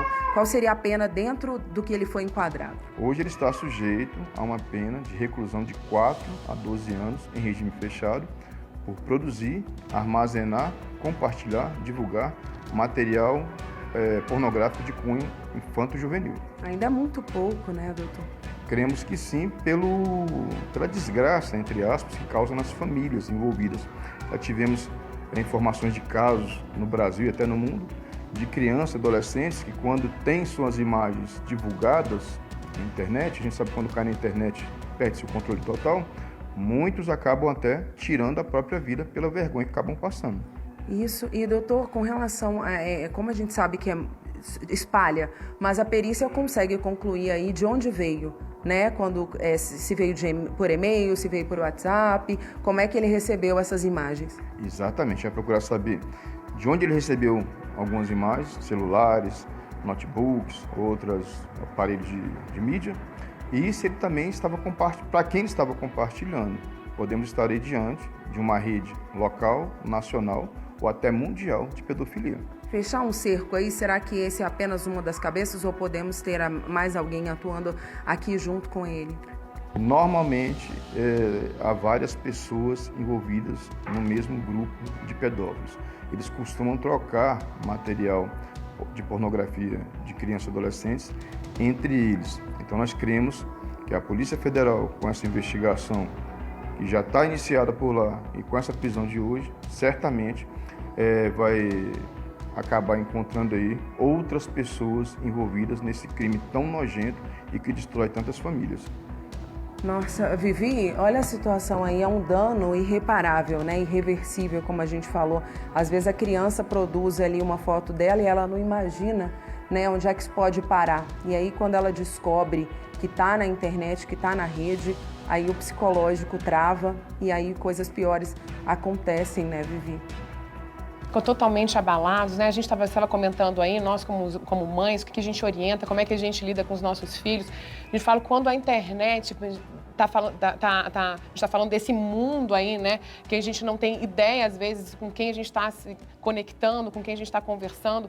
Fica sendo realmente um mundo meio assustador e as nossas crianças estão ali cada vez mais envolvidas também, né, com a internet, na escola, brincando, enfim, que a gente tem que colocar, inclusive, limites ali, tá orientando, acompanhando, porque como o próprio delegado falou, muitas vezes até a gente acaba ali sendo enganado, achando que tem uma criança conversando e é um adulto. Mas sabe, a gente estava falando aqui que a criança, muitas vezes, né, quer dizer, ela é extremamente inocente e muitas vezes faz isso sem imaginar a menor consequência que isso vai causar. Né? Mas eu queria até que você perguntasse para o delegado, por favor, porque a gente fica ali muito atento em relação a jogos, né? A gente fica ali de ouvido em pé, de orelha em pé, né? Como costuma dizer, mas o delegado, ele tem alguma outra orientação para a gente de como que chegam aí as ocorrências em relação à pedofilia? Normalmente, esses casos acontecem mesmo via internet, jogos, ou há outros casos em que a gente também tem que ficar aí atento? É complicado, Vivi. Como a gente falou, às vezes a criança está ali do lado, né? Sentada, mexendo ali no celular. Do seu lado, assim, ó, alguns metros. E você não tem noção do que ela pode estar fazendo, né? Doutor, a Vivi, ela está posicionando com relação às ocorrências que chegam. Na maioria das vezes, a gente sabe que isso acontece por meio de joguinhos, né? Redes sociais. E ela quer saber se tem alguns outros pontos aí que a gente tem que monitorar também de acesso, de conteúdo, né? Porque tem a questão da produção de conteúdo que a criança está ali vulnerável. E como é que funciona? Como é que faz esse monitoramento para fechar cada vez mais o cerco e impedir que um filho, um parente, seja vítima numa situação de pedofilia, numa situação de estupro digital? Primeiramente, a gente tem que tentar limitar o tempo de acesso aos nossos filhos, missão quase impossível hoje em dia. Segundo, instalação de filtros, temos vários filtros aí, aplicativos para celulares e notebooks, que nos ajudam a monitorar. Terceiro, tentar acompanhar de perto os sites, as páginas, os jogos que os nossos filhos participam, acabam compartilhando entre si, né? E observar mudanças de comportamento também, com relação à sexualidade de uma hora para outra ficar mais avançada, de algumas atitudes ou isolamentos, ou procurar sempre mexer no celular ou no computador no compartimento isolado da casa, já começa a chamar a atenção. E, na dúvida, nada de senhas ou segredos no celular e no notebook dos nossos filhos. Nós somos pais, nós temos o direito, a obrigação até, de olhar, de verificar, porque muitos adolescentes até acabaram já sendo prejudicados criminalmente, porque acabam recebendo esse tipo de material de outras pessoas, armazenam, compartilham. Então, estariam cometendo o mesmo crime pelo simples fato de armazenar e passar para frente esse tipo de vídeos e de fotos. Outra coisa muito importante também, nós pais, nos dias de hoje, nos fiscalizarmos, porque muitas vezes nós é que jogamos os nossos filhos para esses equipamentos como celulares e notebooks para ter aquele minuto de paz, assistir a novela, o futebol, enfim, relaxar, ler um livro, coisa parecida. Não, vai mexer no celular, vai mexer no notebook, no computador. Então, muitas vezes nós, sem querermos, de forma não intencional, claro, acabamos empurrando os nossos filhos para esse tipo de armadilha que hoje em dia é bastante comum, não só aqui no DF, mas no Brasil e no mundo. Doutor, muito obrigada aí pela sua participação. Segue com essa investigação aí para fechar cada vez mais o cerco a esses pedófilos aqui no Distrito Federal. E uma dica, até aproveitando a do delegado aqui, não é invasão de privacidade não, viu? Se você está preocupado aí, não vou mexer no celular do meu filho, não vou ver o que ele está fazendo porque é invasão de privacidade, não vou entrar no quarto do meu filho agora porque é invasão de privacidade. Enquanto você está se monitorando e preocupando com isso, quem está na internet está pouco se lixando para o que você pensa. E aí você não faz a invasão de privacidade, outra pessoa faz. E aí a privacidade do seu filho acaba exposta, como a gente já mostrou várias vezes aqui. Então a minha dica, a dica inclusive da Vivi aí, como mães que somos, invada sim a privacidade do seu filho. Ele está sob a sua responsabilidade e não abra mão disso. Enquanto ele morar debaixo do seu teto, cabe a você, pai e mãe, cuidar dele e protegê-lo. Vivi, eu volto com você. É importante, inclusive, sabe, Vanessa, eles saberem que você realmente está olhando. Isso não precisa ser escondido, não. Porque ele precisa saber que isso é amor, isso é carinho, que você está orientando para que exista uma relação de confiança, que ele possa contar para você tudo que está acontecendo com ele. Olha, super valiosas essas orientações, inclusive, que o delegado trouxe para a gente, Vanessa. Eu costumo falar, inclusive, que tem que tomar cuidado com mensagens e fotos que a criança, né, o adolescente normalmente troca ali, não só com pessoas que não conhecem, mas que conhecem também. Porque depois aquilo fica registrado e você não sabe o dia de amanhã, não sabe se depois o coleguinha continua sendo coleguinha mesmo, se essas fotos, elas acabam vazando para algum lugar que não deve vazar. Então, assim, pense duas vezes antes de escrever, antes de mandar foto, né? Obrigada, viu, Vanessa? Obrigada também ao delegado Fernando Fernandes aí pelas informações. Até mais. Aliás, olha, antes de a gente, até ainda sobre esse assunto, vocês ouviram aí que o delegado deu informações valiosas e tem mais informação sobre esse assunto, inclusive, no podcast Viva Mais, Viva Bem, porque eu cheguei a conversar já com um psiquiatra de crianças e adolescentes que é super preparado em relação a esse assunto e ele dá várias orientações para você saber como lidar com os seus filhos em relação a celular. E olha, para você poder acompanhar essa entrevista, esse bate-papo, é só você entrar aqui, olha, no nosso Instagram, o @SBT Brasília, clica aqui nesse link que fica na bio, e eu já mostrei para vocês ontem, né, aqui o podcast Viva Mais, Viva Bem, e aqui tem todo esse conteúdo. É só você procurar aqui, porque já tem um tempinho que eu fiz essa entrevista, você vai ver que tem várias entrevistas interessantes que podem te ajudar a resolver questões aí do dia a dia, tá bom? Aliás, deixa eu só explicar essa questão do podcast. Algumas pessoas me perguntam, né? Como é que é? Porque, na verdade, é uma entrevista, um bate-papo, parece ali, né, de rádio, que a gente grava. E depois você pode ouvir a hora que você quiser, sabe? Tá dirigindo, tá indo pro trabalho, tá indo levar a criança depois, deixou na escola, vai pro trabalho, né? Tá ali arrumando alguma coisa em casa. É só você colocar ali, começa a ouvir, depois você fica aí cheio de informação importante. Olha só, sobre a operação Olhos Vendados, que apura a suspeita de corrupção entre servidores que acabamos de mostrar agora há pouco, né? A Cátia estava trazendo para a gente essas informações. A Secretaria do DF Legal disse que afastou envolvidos até a conclusão das investigações. E disse também que confia no trabalho da Polícia Civil do Distrito Federal e colabora com as investigações, fornecendo informações de compliance. Então, a Secretaria do DF Legal deixou claro que trabalha com ética e transparência e que não concorda com nenhum ilícito praticado por membros de seus quadros. Bom, um jovem que estava sendo dado como desaparecido pela família foi morto ao ser atropelado na DF-130, que fica ali entre o bairro do Vale do Amanhecer, em Planaltina, e a rotatória que dá acesso ao núcleo rural Rajadinha. O motorista, que ainda não foi localizado, ele fugiu sem prestar socorro e Diego Vieira da Costa, de 18 anos, morreu no local. Vamos conversar agora, então, com o Maicon Leão, que tem mais informações sobre isso pra gente, né, Maicon? Imagina a família ali preocupada, sem saber o que tinha acontecido e, de repente, o garoto foi atropelado e já tinha falecido.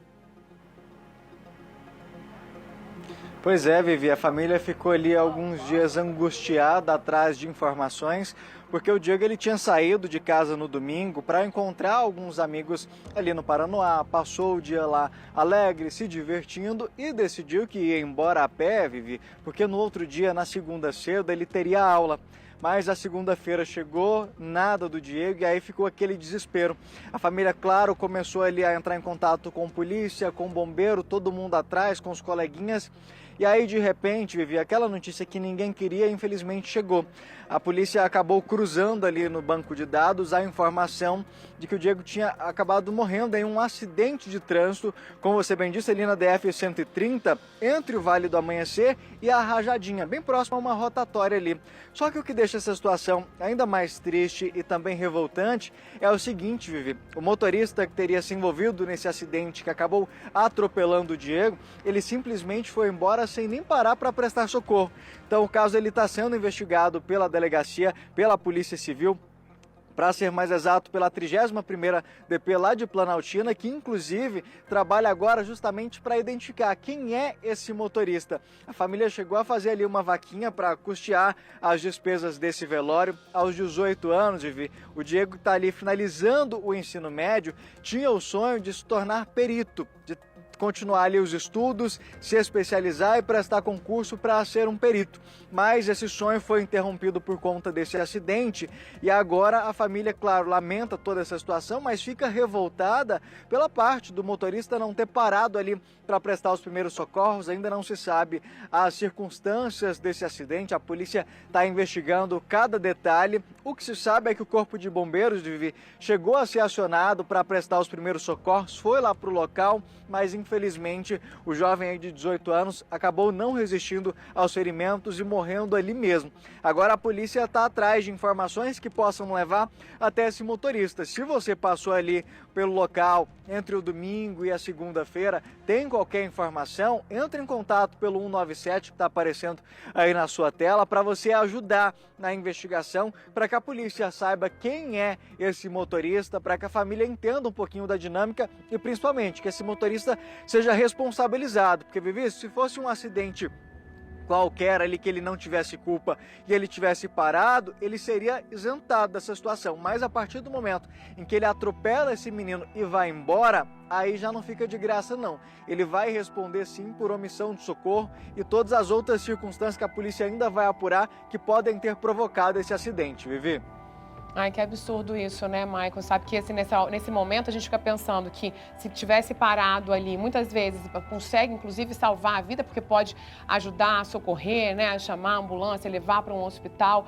E essa família que ficou tanto tempo aí também, né, esperando, procurando saber onde que estava essa vítima aí desse acidente e, de repente, depois descobrir que tinha passado por toda essa questão, né? Imagina ter morrido aí num acidente e ninguém ter parado para poder socorrer. Obrigada pelas informações, Maicon. Olha só, gente, a 123 Milhas entrou com pedido de recuperação judicial no Tribunal de Justiça de Minas Gerais. A dívida da empresa supera os 2 bilhões de reais. Os sócios da 123 Milhas eram esperados, inclusive nesta terça-feira, na CPI das pirâmides financeiras em Brasília, mas eles não compareceram e muita gente está acompanhando esse caso aí, porque acabou comprando, né, uma passagem, esperando viajar, está querendo saber como que vai agir nessa hora. Vamos ver como foi que aconteceu isso. A crise causada pela suspensão das passagens promocionais se mostra uma verdadeira bola de neve. Nesta terça, a 123 Milhas entrou com um pedido de recuperação judicial em Belo Horizonte, onde está a sede da empresa. No pedido, ela fala de uma crise momentânea e pontual, plenamente passível de ser resolvida, diante da dívida de 2 bilhões e 300 milhões de reais. A 123 pede proteção ao patrimônio dos donos e a imediata suspensão das medidas extrajudiciais. O organograma mostra a cadeia administrativa, encabeçada por Ramiro, Augusto e Tânia Madureira. Se o pedido for aceito pela Justiça, a 123 Milhas deverá apresentar um plano para reerguer a plataforma de viagens. Nesta terça-feira, o Ministério Público de Minas Gerais pediu ao Tribunal de Justiça o bloqueio de 20 milhões de reais da companhia para futuro ressarcimento dos clientes lesados. E a CPI das pirâmides financeiras esperava ouvir Ramiro e Augusto Madureira, mas o advogado deles informou que ambos não foram intimados. A comissão deu mais 24 horas para o depoimento. Desde o cancelamento das passagens promocionais, o Procon de São Paulo recebeu mais de 5 mil reclamações de clientes da 123 Milhas. Só para comparar, em julho foram 250 queixas. A empresa oferece vouchers como única opção de reembolso, o que vai contra o Código de Defesa do Consumidor. Por isso, muitos têm buscado a justiça para viajar na data programada. É o caso do segurança Alisson, que juntou dinheiro durante 3 anos para ver a filha e os netos em Portugal. Pagou quase R$6 mil por 2 passagens, para ele e a esposa, naquela que seria a primeira viagem de avião do casal. Nós nos programamos para isso. A pessoa mexe com sonhos de outras pessoas. Até agora eu não consigo acreditar que eles fizeram isso. Né? Tantas pessoas aí querendo uma resposta para poder realizar o sonho. E olha só, a partir de hoje, a 123 Milhas está proibida de operar aqui no Distrito Federal. O Procon DF suspendeu essa operação da empresa. Vocês têm acompanhado aí, né, esse problema aí de muitos passageiros. Eles estão vivendo desde que a 123 Milhas suspendeu os pacotes turísticos e a emissão de voos da linha promocional com datas previstas, então, entre setembro e dezembro de 2023. Mas olha, o pessoal está super preocupado, né? Porque foram oferecidos apenas os vouchers como forma de reembolso, como a gente estava vendo ali também na reportagem, todo o desenrolar desse caso. E algumas pessoas preocupadas, inclusive, com passagens, pacotes que compraram para o próximo ano. Mas vamos conversar, então, ao vivo com o diretor do Procon DF, Marcelo Nascimento. Boa tarde, seja muito bem-vindo, Marcelo. Olha, explica pra gente aqui, por favor, né? Por que vocês decidiram suspender de vez a operação da 123 Milhas aqui? Porque a gente estava aqui pensando sempre que era em relação, né, a esses pacotes promocionais, mas agora é em relação a qualquer tipo de venda. Boa tarde, Viviane. Desculpa, é isso mesmo. Decidimos ontem à noite, né, por soltar aí, lançar uma medida cautelar de suspensão temporária das atividades. Então, uma medida preventiva adotada aqui pelo Procon DF com a finalidade de preservar, né, os futuros consumidores, que eles não sejam também atingidos pela medida anunciada pela empresa no dia 18, né, de suspensão aí dos pacotes promocionais. E essa medida, como você bem já adiantou, ela é para todos os pacotes de viagens e passagens aéreas, sejam promocionais ou não. A gente está falando aí, né, de preservar e cuidar desses consumidores que ainda não compraram. Explica aqui para os consumidores que já adquiriram, então, as passagens, os pacotes e, de repente, não estão conseguindo falar com a empresa, enfim, como é que eles devem agir? Bom, aí a gente tem 2 situações, né? Aqueles consumidores que já procuraram o Poder Judiciário e os que ainda não procuraram, né? Os que já procuraram o Poder Judiciário, eles sofrerão, né? Serão atingidos certamente pela recuperação judicial, que a matéria informou agora há pouco, né? Porque caso o juiz defira a recuperação judicial, ele pode determinar, e deve determinar a suspensão da tramitação de todos os processos, né, em desfavor da empresa, pelo prazo de 180 dias. Então, aqueles consumidores que estavam esperando na justiça, né, uma medida para poder viajar, porque tem muitos consumidores que não querem o reembolso do dinheiro ou nem utilizar os vouchers, eles querem viajar. Então, eles têm pedido isso para a justiça e pode ser que eles não consigam essa decisão, justamente em razão dessa recuperação judicial. Agora, os consumidores que ainda não entraram em juízo, eles podem e devem procurar o Procon estabelecer, continuar mantendo um estabelecimento conversando com a empresa, né? Nós, inclusive, recebemos hoje a defesa da empresa num processo que nós instauramos semana passada em desfavor da empresa, justamente porque nós notificamos, fizemos uma série de perguntas para a empresa e ela simplesmente não respondeu. Ela apresentou as suas alegações, mas sem responder as perguntas que o órgão fez. Então, diante do número expressivo de reclamações que nós temos recebidos, só do dia 21 a ontem foram 155. aqui no Alto, representa quase o número total de reclamações do ano passado, que foi 164, né? E aliado ao que a imprensa tem noticiado e a dificuldade dos consumidores também estabelecerem contato com a empresa, porque ela deixou de responder os consumidores, deixou de atender o WhatsApp e responder o e-mail, então a gente decidiu por uma medida preventiva para poder resguardar os consumidores ainda que não foram afetados por essa medida. Ai, que desafio, né? Porque se eles não responderam nem as perguntas que vocês mandaram para eles, imagina o consumidor, né, que está ali naquela ponta, às vezes mais frágil, para tentar entender o que ele pode fazer para poder conseguir realizar esse sonho. Ô Marcelo, explica pra gente, essa decisão, ela é assim, ela proíbe que a 123 Milhas ela volte a atuar aqui no DF, ou ela pode ainda, respondendo todos esses questionamentos, voltar a atuar depois? Essa medida ela vai perdurar até que ela resolva todos os problemas dos consumidores aqui do Distrito Federal, né, que tem procurado o PROCON. Então, precisa apresentar uma solução para a medida poder ser, a gente poder recuperar a medida, né, tirar a medida e ela poder atuar. Então, ela está proibida somente aqui no Distrito Federal de vender novas passagens e pacotes, sejam promocionais ou não. Então, a orientação principal aqui nesse momento, né, para quem realmente não entrou na justiça, que consiga com vocês aí também alguma forma de solucionar esse problema. Acredita que vai ser bem difícil, viu, Viviane? Diferentemente do que constou na petição inicial da recuperação judicial, o valor é extremamente vultoso, de 2 bilhões e 300 milhões de reais, né? E como já alguns processos na justiça não têm encontrado bens em nomes da empresa para poder ressarcir os consumidores, né, e pagar outros credores, né, é difícil a gente acreditar que realmente a empresa vai apresentar um plano de recuperação judicial para poder pagar todos os seus credores, que não são apenas os consumidores que estão sendo lesados nesse momento, mas são outros fornecedores, agências, companhias aéreas, então tem uma série de outros credores que a empresa também vai ter que adimplir isso. Até os seus próprios empregados também houve uma demissão em massa, né? Então, com a recuperação judicial, vai se formar ali uma lista de preferencial de credores e, infelizmente, os consumidores eles são os últimos a poderem receber o seu crédito. Bom, deixa eu só te fazer aqui uma última perguntinha só para a gente encerrar, né? A gente sabe que às vezes a empresa, né? Uma empresa grande que estava dando tudo certo, mas tem algum detalhe que o consumidor, na hora de comprar agora essa nova passagem, enfim, que ele tem que ficar atento para não cair numa mesma situação como essa?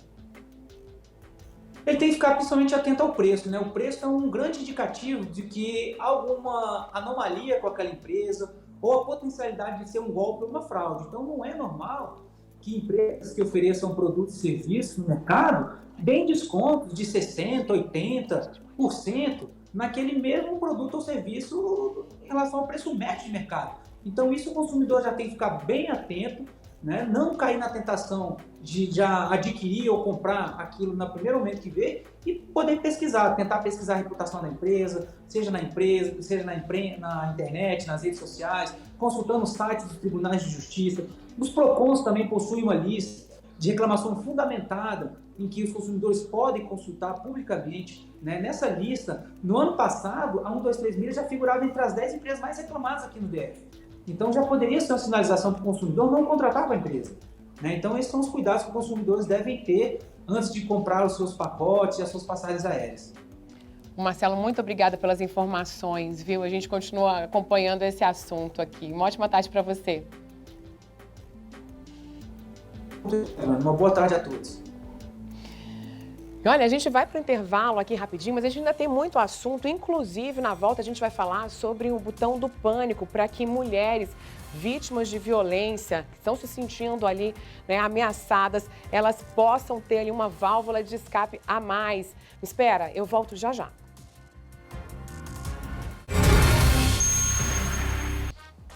E continuando aqui, né, com as nossas notícias, inclusive policiais, porque um policial militar aposentado está desaparecido desde segunda-feira. Imagens de câmeras de segurança mostram, gente, o momento em que esse policial sai ali do condomínio com a bicicleta. O Luiz Silva de Lima, de 61 anos, ele saiu de casa no Guará 2 para poder pedalar por volta ali de 1h30 da tarde e aí não voltou mais. De acordo com os familiares, o Luiz ele tem esse costume, viu, de andar de bicicleta pela região, mas normalmente ele não demora muito para voltar e aí tá todo mundo ali angustiado. A gente está com a foto dele aí para você poder acompanhar as imagens também no momento em que ele estava com a bicicleta. O caso está sendo investigado pela 4ª Delegacia, mas até o momento não há nenhuma pista sobre o paradeiro dele. Então a gente traz aqui essas imagens, a foto, para que você também possa ajudar. Qualquer informação, você pode denunciar no 197, que a polícia vai atrás das informações que você levar para ela, tá bom? E me conta uma coisa, você já viu aqueles museus com interação virtual, com várias informações durante o passeio? São super legais, né? Pois agora o DF, aqui você pode ter essa experiência num tour do Catetinho. Isso graças a um aplicativo apontando a câmera do celular para as peças ali que estão em exposição. Isso é muito bacana. Na reportagem você vai conhecer todas as possibilidades que esse aplicativo oferece. Veja só.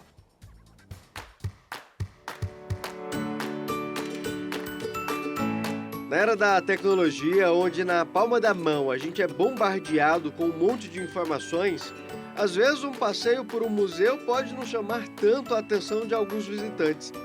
Mas e se eu te contar que aqui em Brasília tem um app que te permite integrar museus e tecnologia? Ele já funciona lá no Catetinho.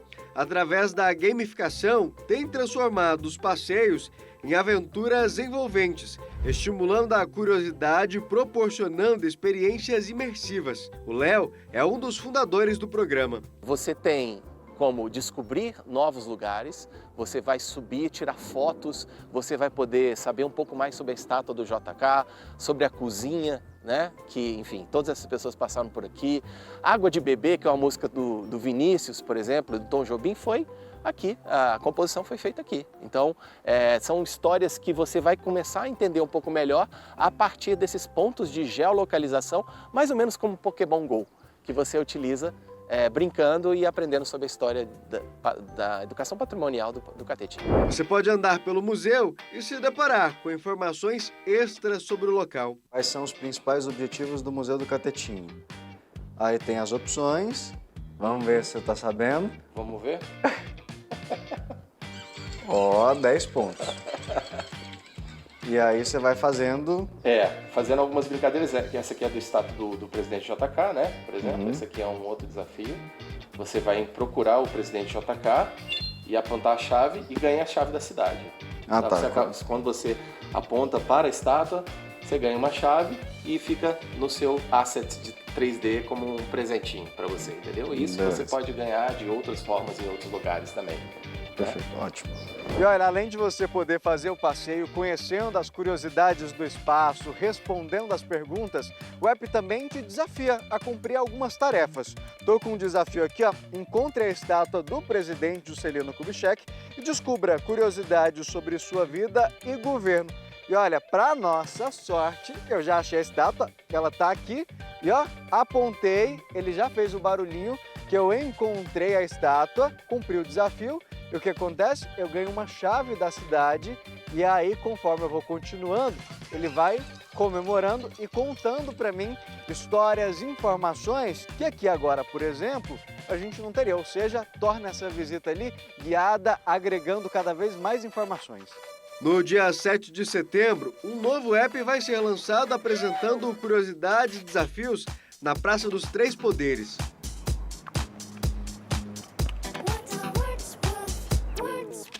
E muito em breve também a gente vai gamificar o planetário e também temos um acordo com o ator de TV digital para continuar esse processo. E no dia 12 de outubro, o Cristo Redentor é aniversário de 92 anos do Cristo. São aplicativos com um toque brasiliense contando a nossa história. Basta você baixar, né, por enquanto na Google Play e muito em breve também no iOS, e utilizar o jogo gratuitamente até offline. Então você pode baixar em casa e depois trabalhar offline. A inteligência artificial, os recursos de realidade aumentada, todos funcionam da mesma forma, tanto online como offline.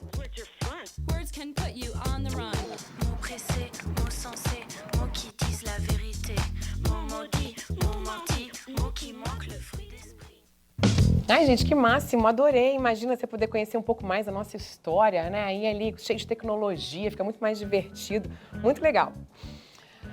Olha, a nova política de valorização do salário mínimo pode elevar o valor do piso nacional para R$ 1.461 a partir de 1º de janeiro. O reajuste também vai ser aplicado a vários pagamentos e benefícios, viu?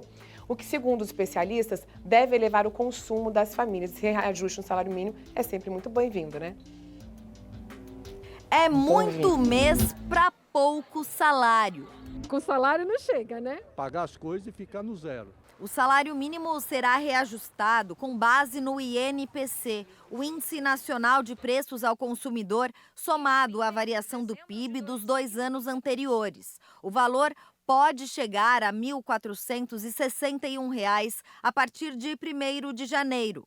O novo piso beneficia outros pagamentos, como o abono PIS/PASEP, o benefício de prestação continuada, o seguro-desemprego, o cadastro único, além do teto de indenizações judiciais e o recolhimento dos microempreendedores individuais. Para esta economista do DIEESE, a nova regra de aumentos contínuos vai contribuir para a distribuição da riqueza do país. Um aumento de quase 1% no PIB. Então, é muita coisa.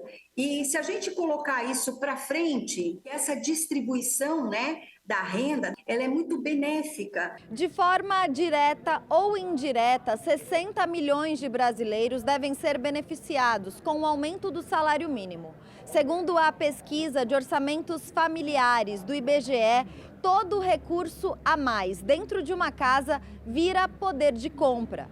Mais consumo, mais produção e novas vagas de emprego. Um potencial de geração de emprego na casa aí de 2 milhões de empregos, né? Para esse comerciante, o valor do mínimo e a nova faixa de isenção do imposto de renda, também anunciada pelo governo, devem aquecer as vendas desta loja no Brás, maior centro de comércio de roupas do país. O Brasil cresce realmente quando o dinheiro chega nas classes C, na classe D, que são as classes que consomem ali no seu entorno, no comércio local, no comércio popular. Isso faz total diferença, né? Olha, agora a gente vai mostrar um serviço que pouca gente conhece aqui no Distrito Federal. É o reaproveitamento, ou melhor, reciclagem de uniformes que foram utilizados por garis, o pessoal da limpeza urbana.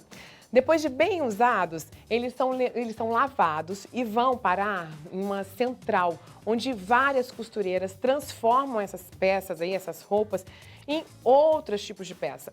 É mais um projeto de qualificação na área de corte e costura, geração de emprego e renda. E quem foi conferir foi a Kátia Gomes. E a Kátia, olha só, esse local, inclusive, ele é uma fábrica. Explica pra gente como é que funciona. Nós estamos aqui na Fábrica Social, que é um centro de capacitação e qualificação profissional. Fica localizada aqui na cidade do automóvel para mostrar um projeto muito bacana. As alunas aqui da Fábrica Social, elas estão reciclando uniformes que são utilizados pelos garis. E essa reciclagem, elas estão trabalhando e transformando, olha aqui, o uniforme em lixitos, que são essas sacolinhas aqui utilizadas em veículos. E para explicar um pouquinho mais sobre esse projeto, eu vou conversar com o Marcos Barbosa, que é o porta-voz da Secretaria de Desenvolvimento, Trabalho e Renda. Muito obrigada pela sua participação. Um projeto muito bacana, mais um que está sendo produzido aqui pelas estudantes, alunas da Fábrica Social, Marcos. Exatamente, Kátia. A Fábrica Social já produzia, por exemplo, bandeiras, camisetas para as administrações. A ideia da Fábrica Social é atender as instituições e também além das instituições do GDF, atender também outras instituições. E agora nós estamos com esse projeto em parceria com o SLU, como você bem disse aí, são os uniformes dos garis, né, vai se desgastando com o tempo, e eles nos passam aqui, fazemos essa reciclagem, e esses uniformes são transformados nessa sacola de lixo, que são os chamados lixitos. É um projeto novo, pioneiro, e quem sabe aí a gente possa até expandir para outros estados também, para que conheçam esse trabalho e que possam produzir também esse trabalho. Agora, como é que funciona? O pessoal do SLU encaminha esses uniformes para cá, vocês fazem toda essa confecção, tem inclusive algumas peças que vocês bordam. Como é que funciona todo o trabalho, a dinâmica? Funciona assim, o SLU encaminha para nós já os uniformes utilizados pelos garis, já mandam lavados. Aqui nós fazemos uma seleção das melhores partes do uniforme, recortamos, transformamos, né? Mandamos para a parte de corte e costura. Na parte de corte e costura é feito a sacolinha, né? Essa bag aqui. E essa sacolinha, então, vem para outra parte, que é a parte de serigrafia. Depois é feita a serigrafia e depois nós devolvemos para a SLU, que entrega o lixito, né, que é o nome da sacolinha aqui, que entrega o lixito em eventos, grandes eventos em Brasília. As pessoas podem receber gratuitamente, porque isso aqui é um ciclo virtuoso. A roupa do gari, que se transforma no lixito, que se transforma na sacolinha de lixo, que vai educar as pessoas a não atirar lixo na rua.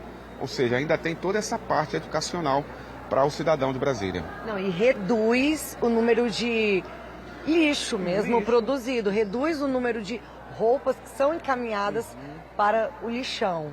Então, ainda tem esse lado positivo também, além da conscientização. Ainda tem a reciclagem, né? Porque esses uniformes seriam jogados fora, seriam jogados no lixo.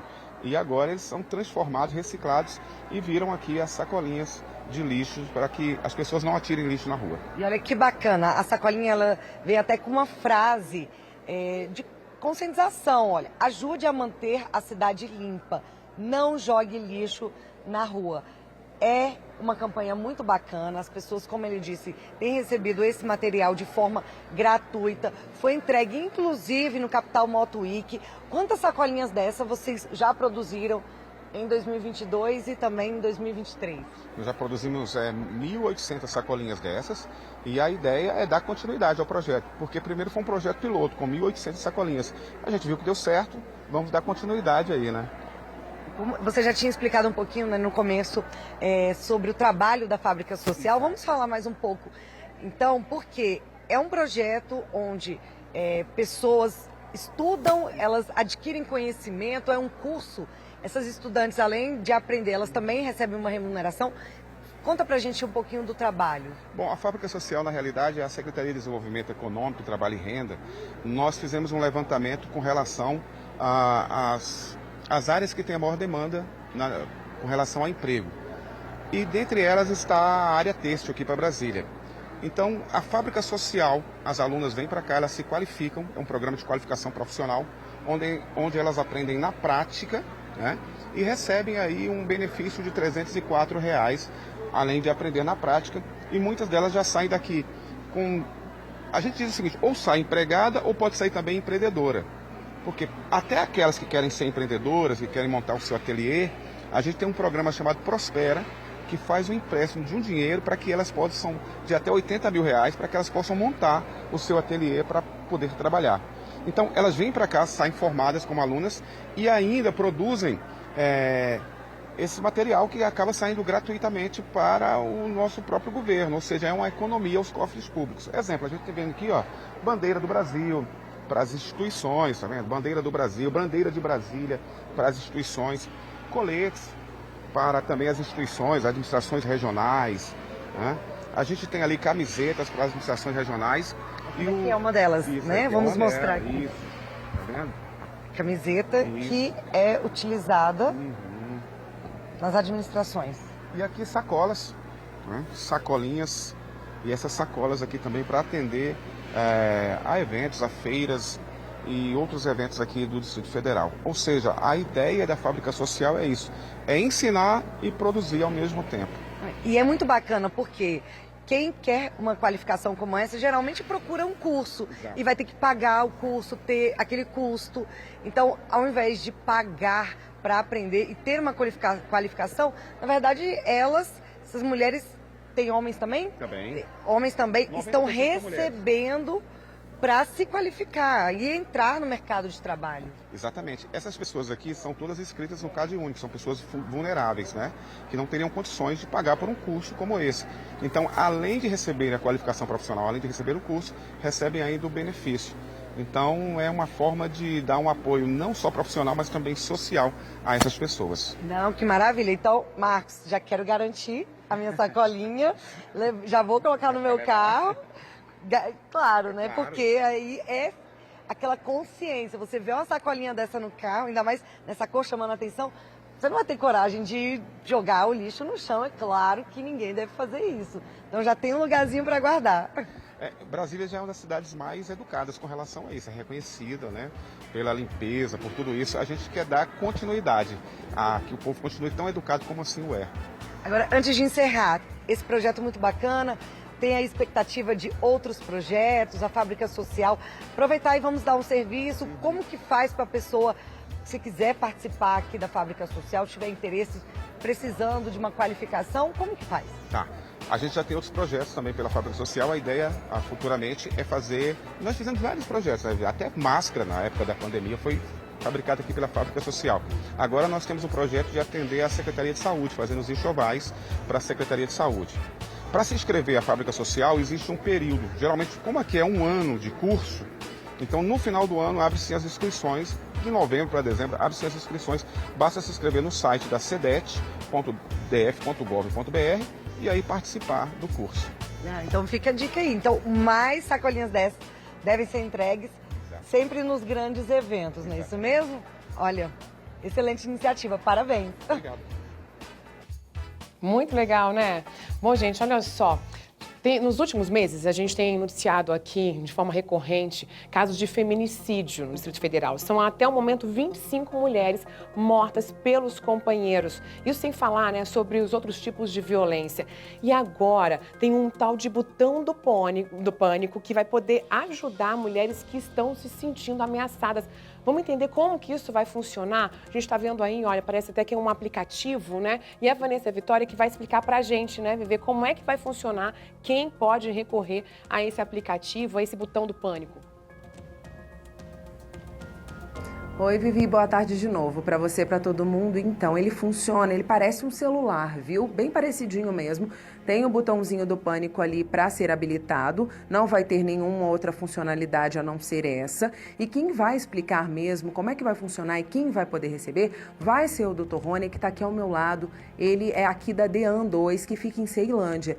O que acontece? Vão ter algumas regras. Algumas mulheres, pelo menos 300, aqui no Distrito Federal já têm esse botão do pânico, aí o Viva Flor, mas precisava antes de uma determinação judicial para que elas tivessem acesso. Agora vai funcionar diferente, pelo menos aí até dezembro as delegacias vão receber aí o aplicativo e os próprios delegados, os próprios agentes de segurança vão poder identificar a necessidade.